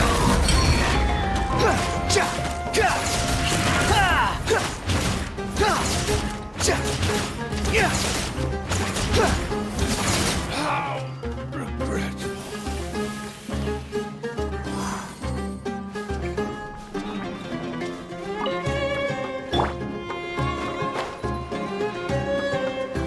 Where do you think you're going?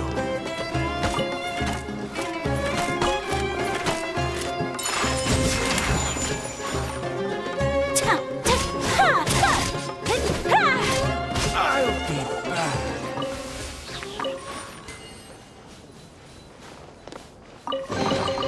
I shall treasure this good fortune.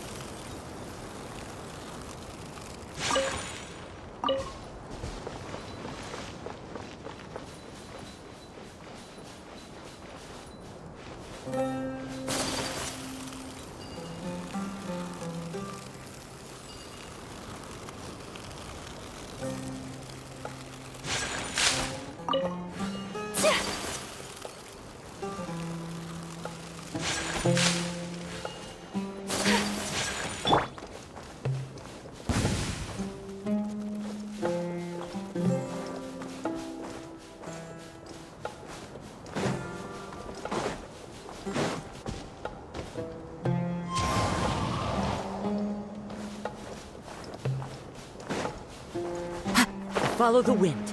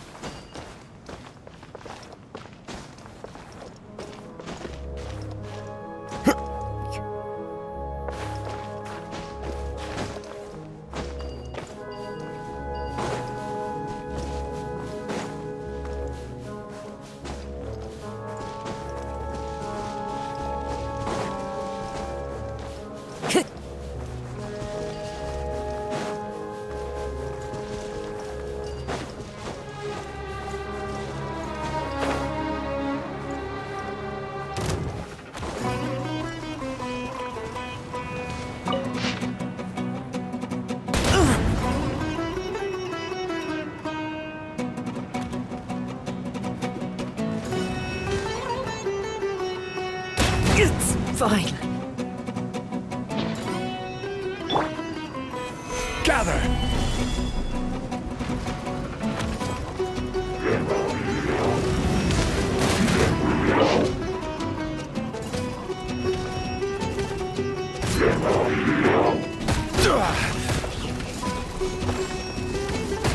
Careless.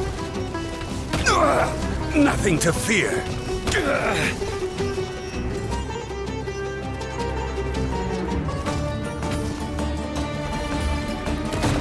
You shouldn't see me like this. So many regrets.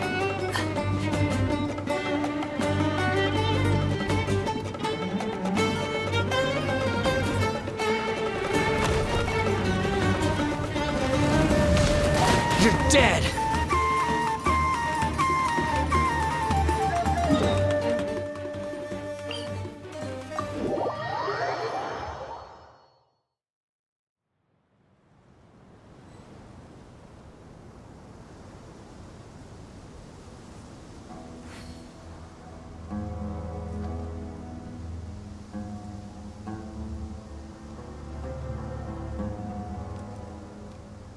There's no need to exchange pleasantries. It's rather pathetic to force a conversation just to occupy silence.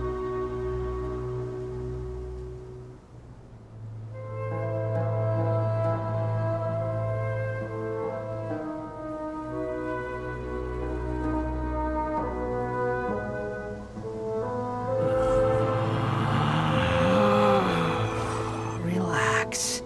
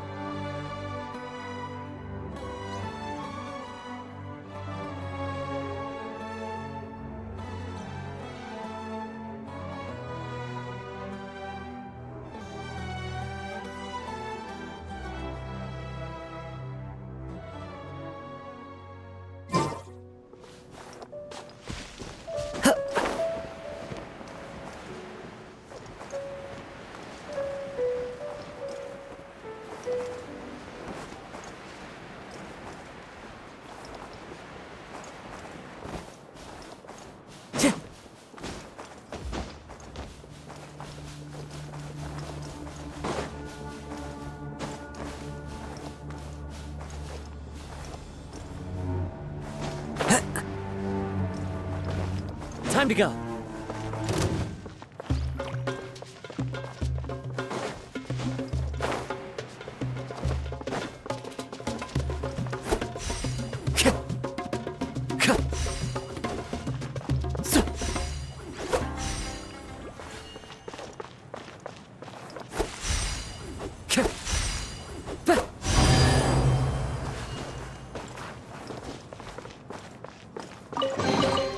Who says there aren't benefits to a life of wandering?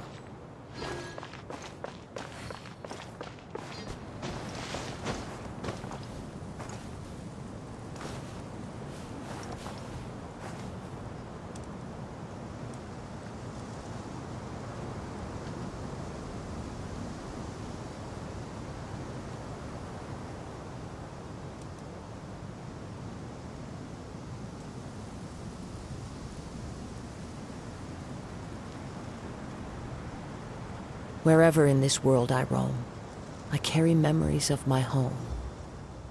This blade, it is the last link I have to the land of my birth.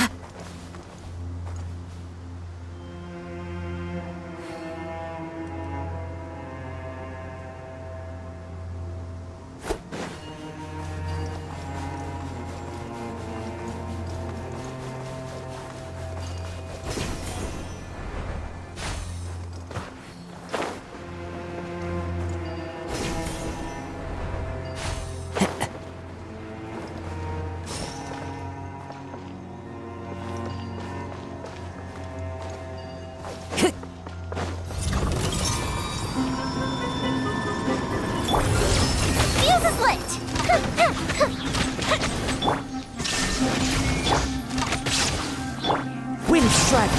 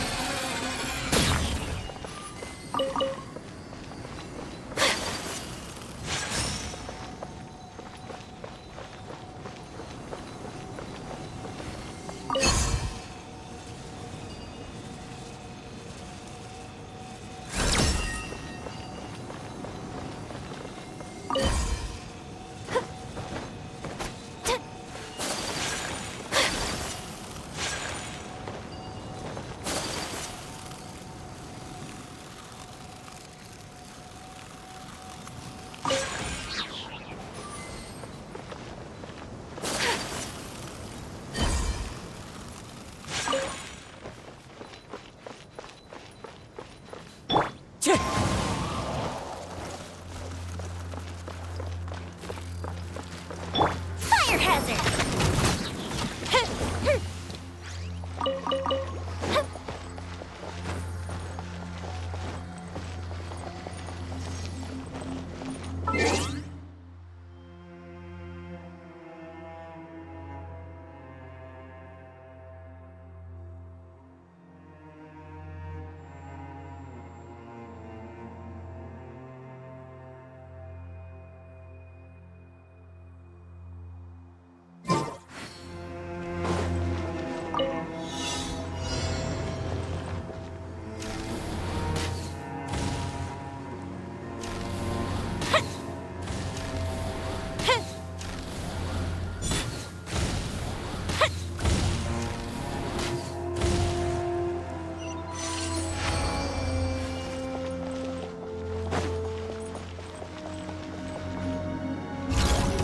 Time for a light show!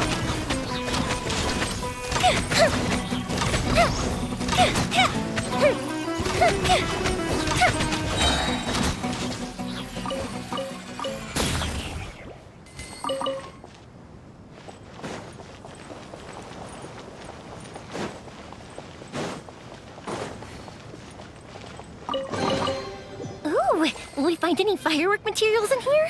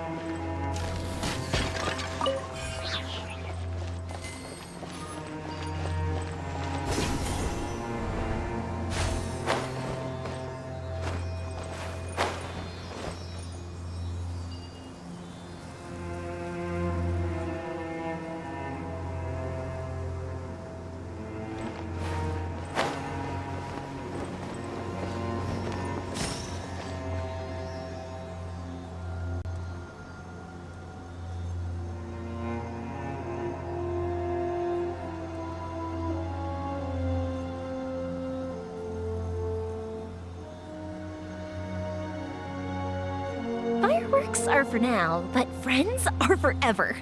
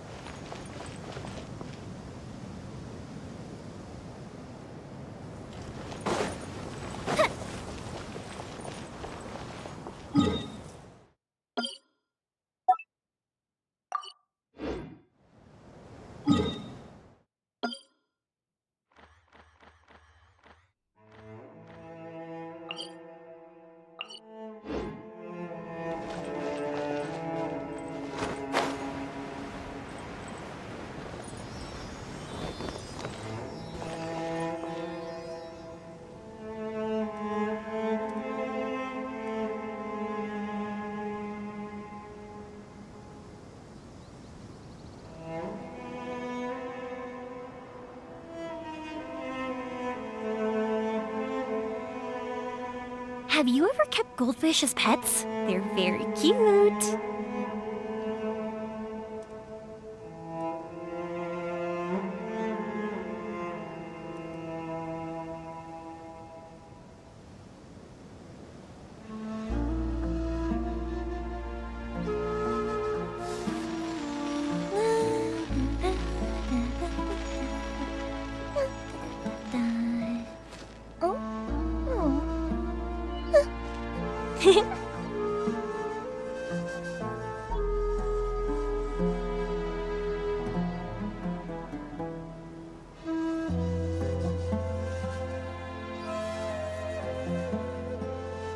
If we've got nothing else to do, why don't I tell you a story?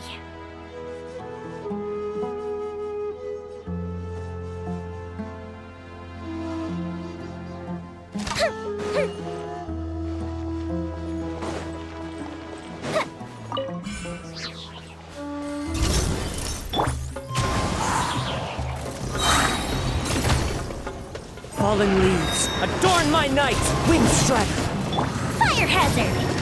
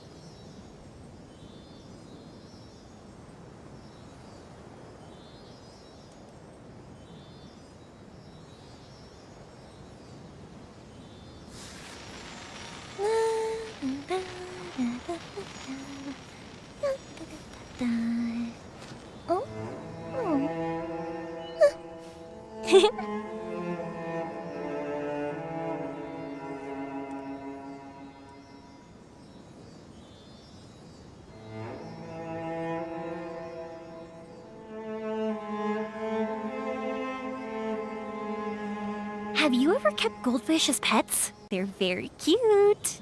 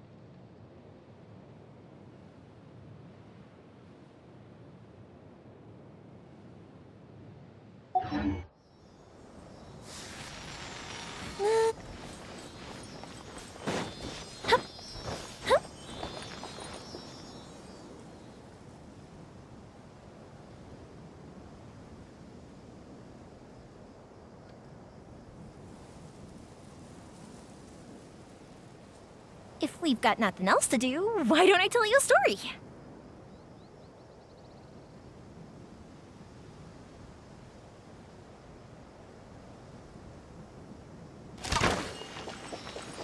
Up and away.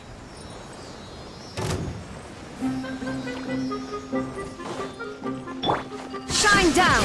The fuse is lit!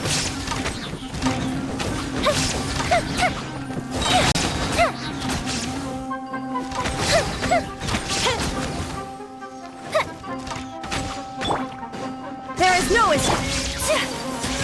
Take flight!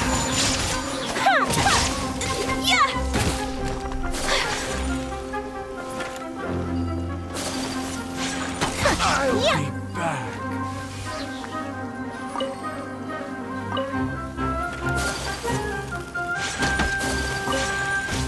My apologies! Sakura Swirl!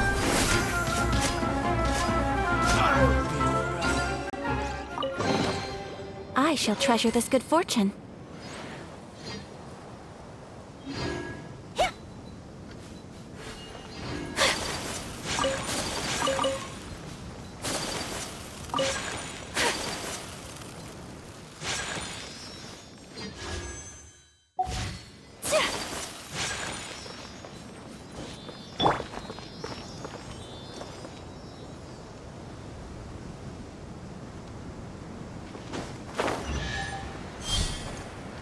That's close enough.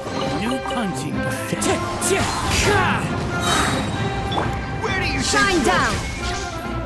Fire hazard!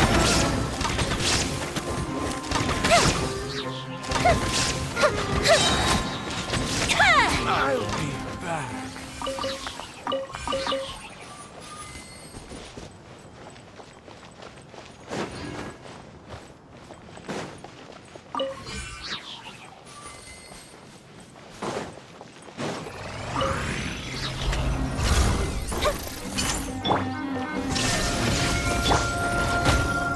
Wind strike! As one with wind and cloud! Time for electro!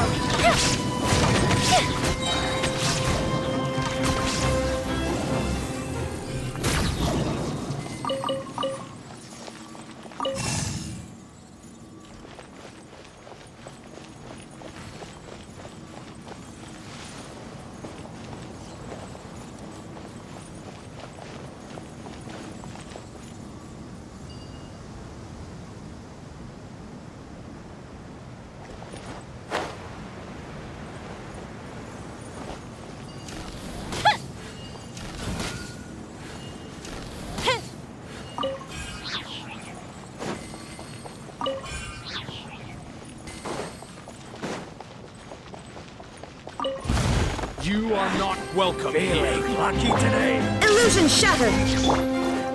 Fuse is lit!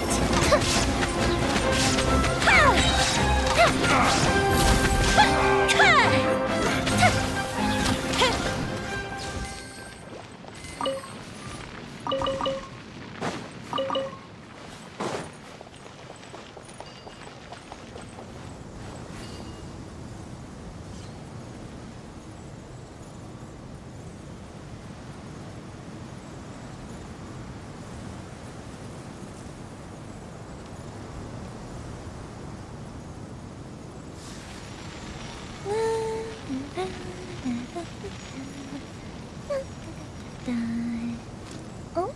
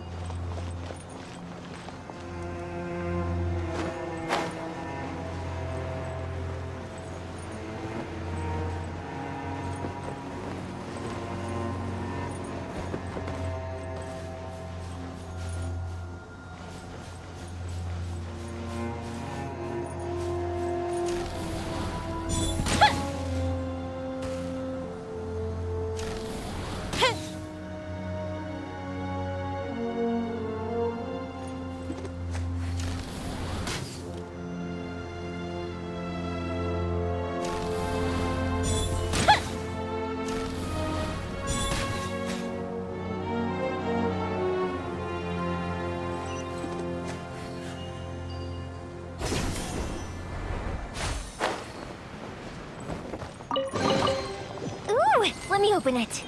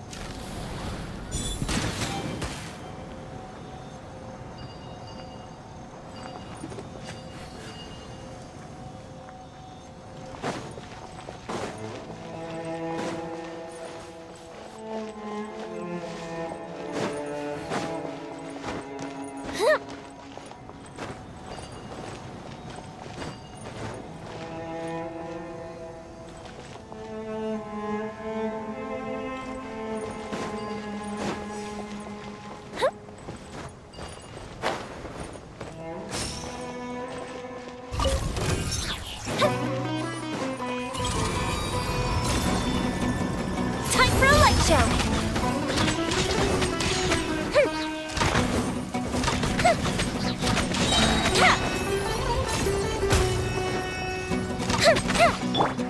Wind strike.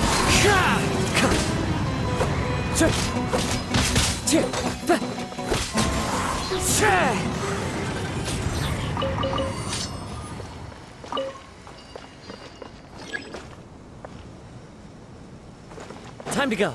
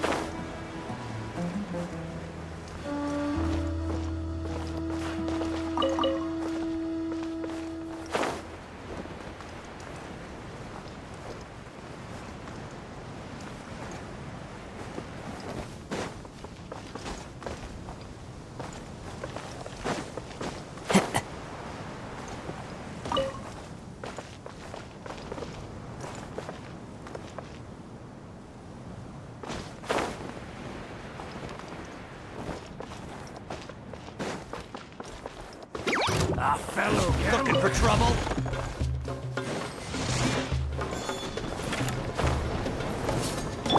Shine down!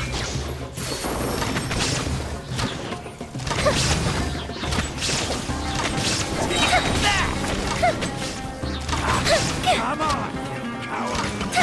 Go Bishop down! Inazuma shines eternal!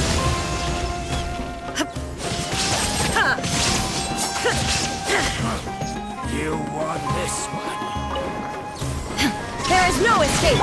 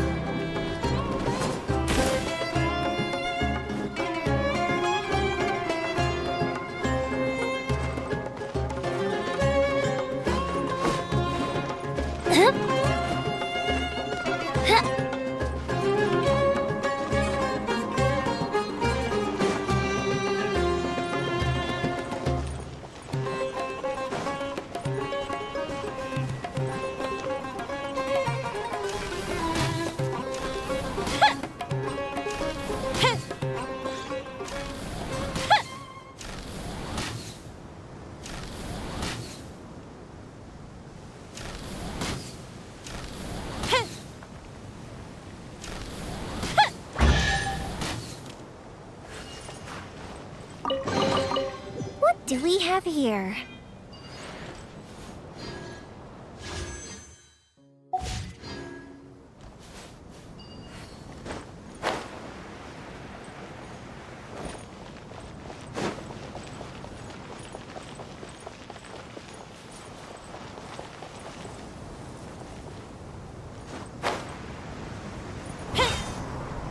Fuse is lit!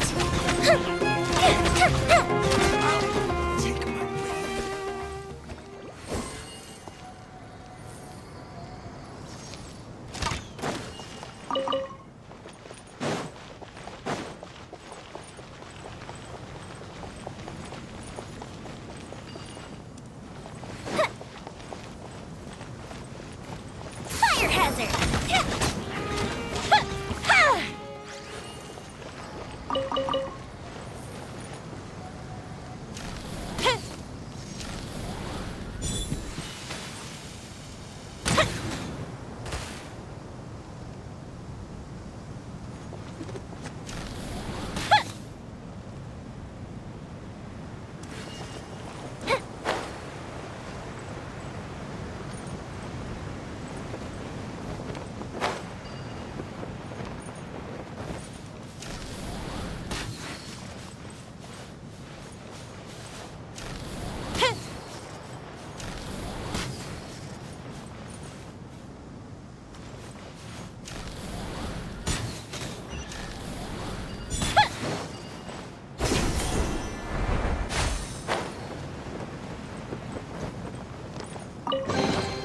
Ooh, will we find any firework materials in here?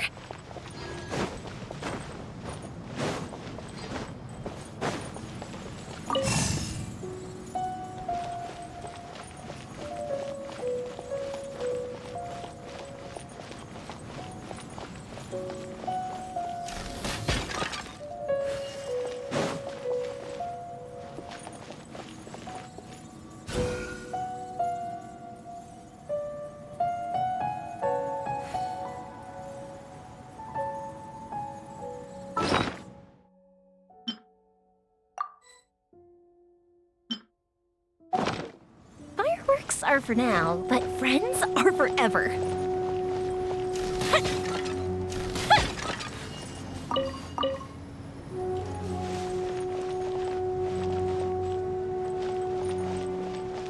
Time for a light show! No more words. Stay right there. Let's not waste time. Take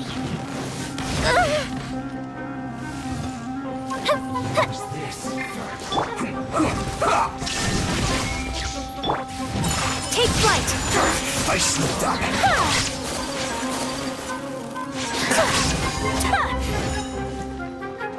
Embrace the ice! Fallen leaves, adorn my night! Illusion shattered! Now you shall perish!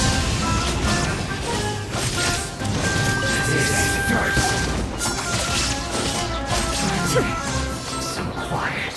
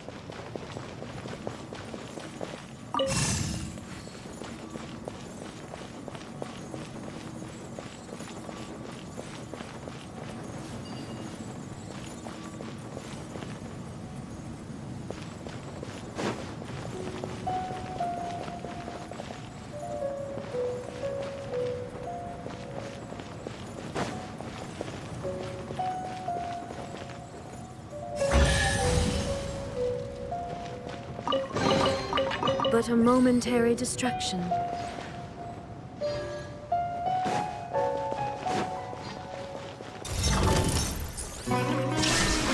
The fuse is lit!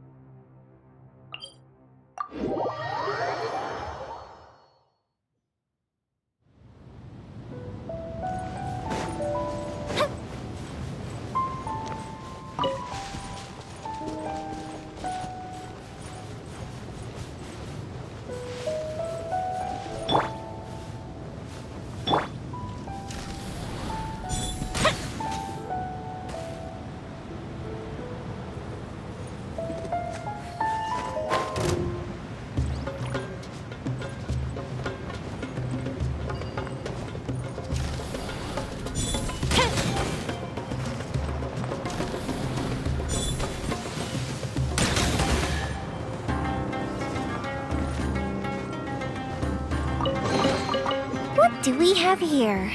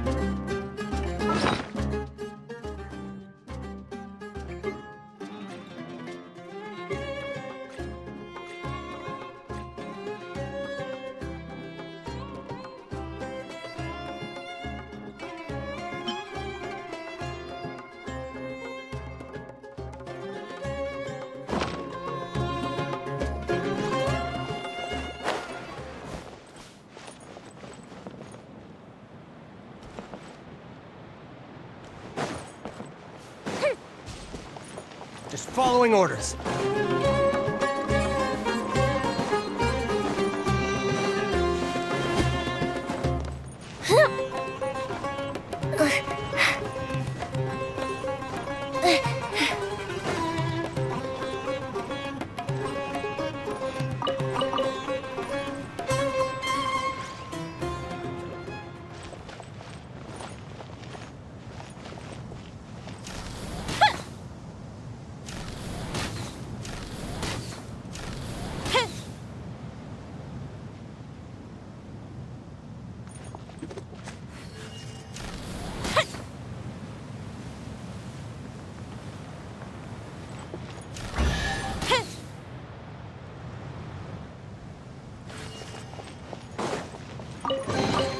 What do we have here?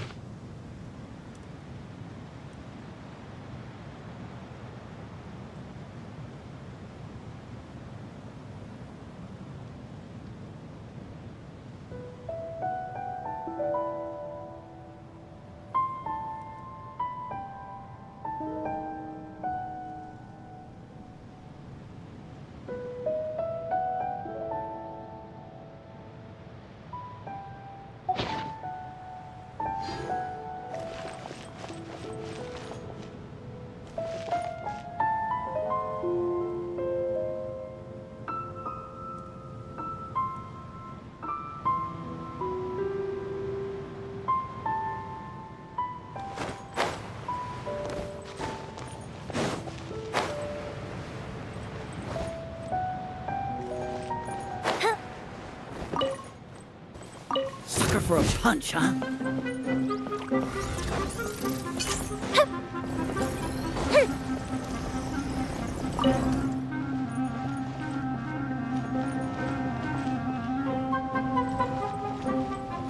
Up and away!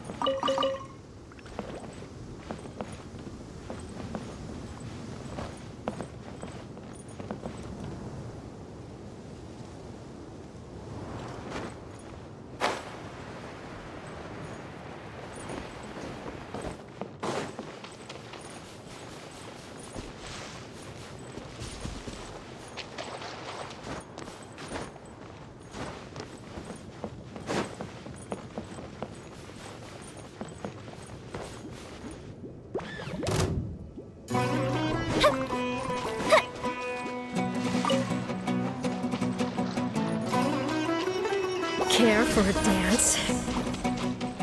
Catch this!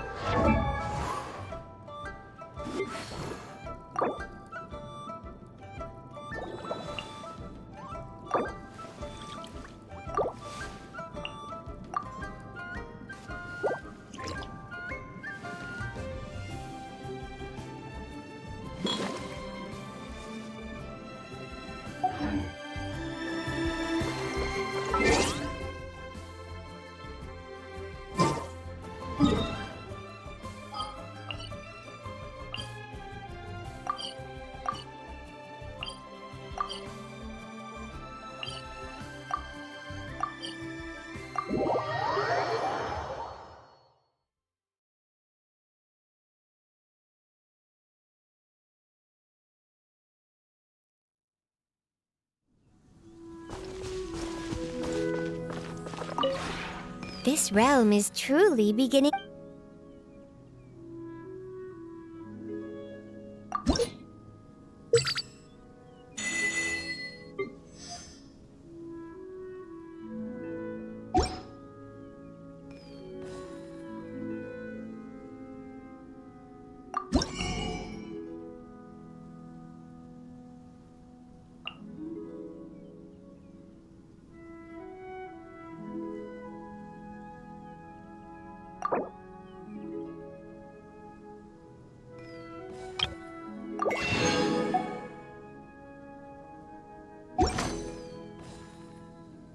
If you ever have any questions about the realm within,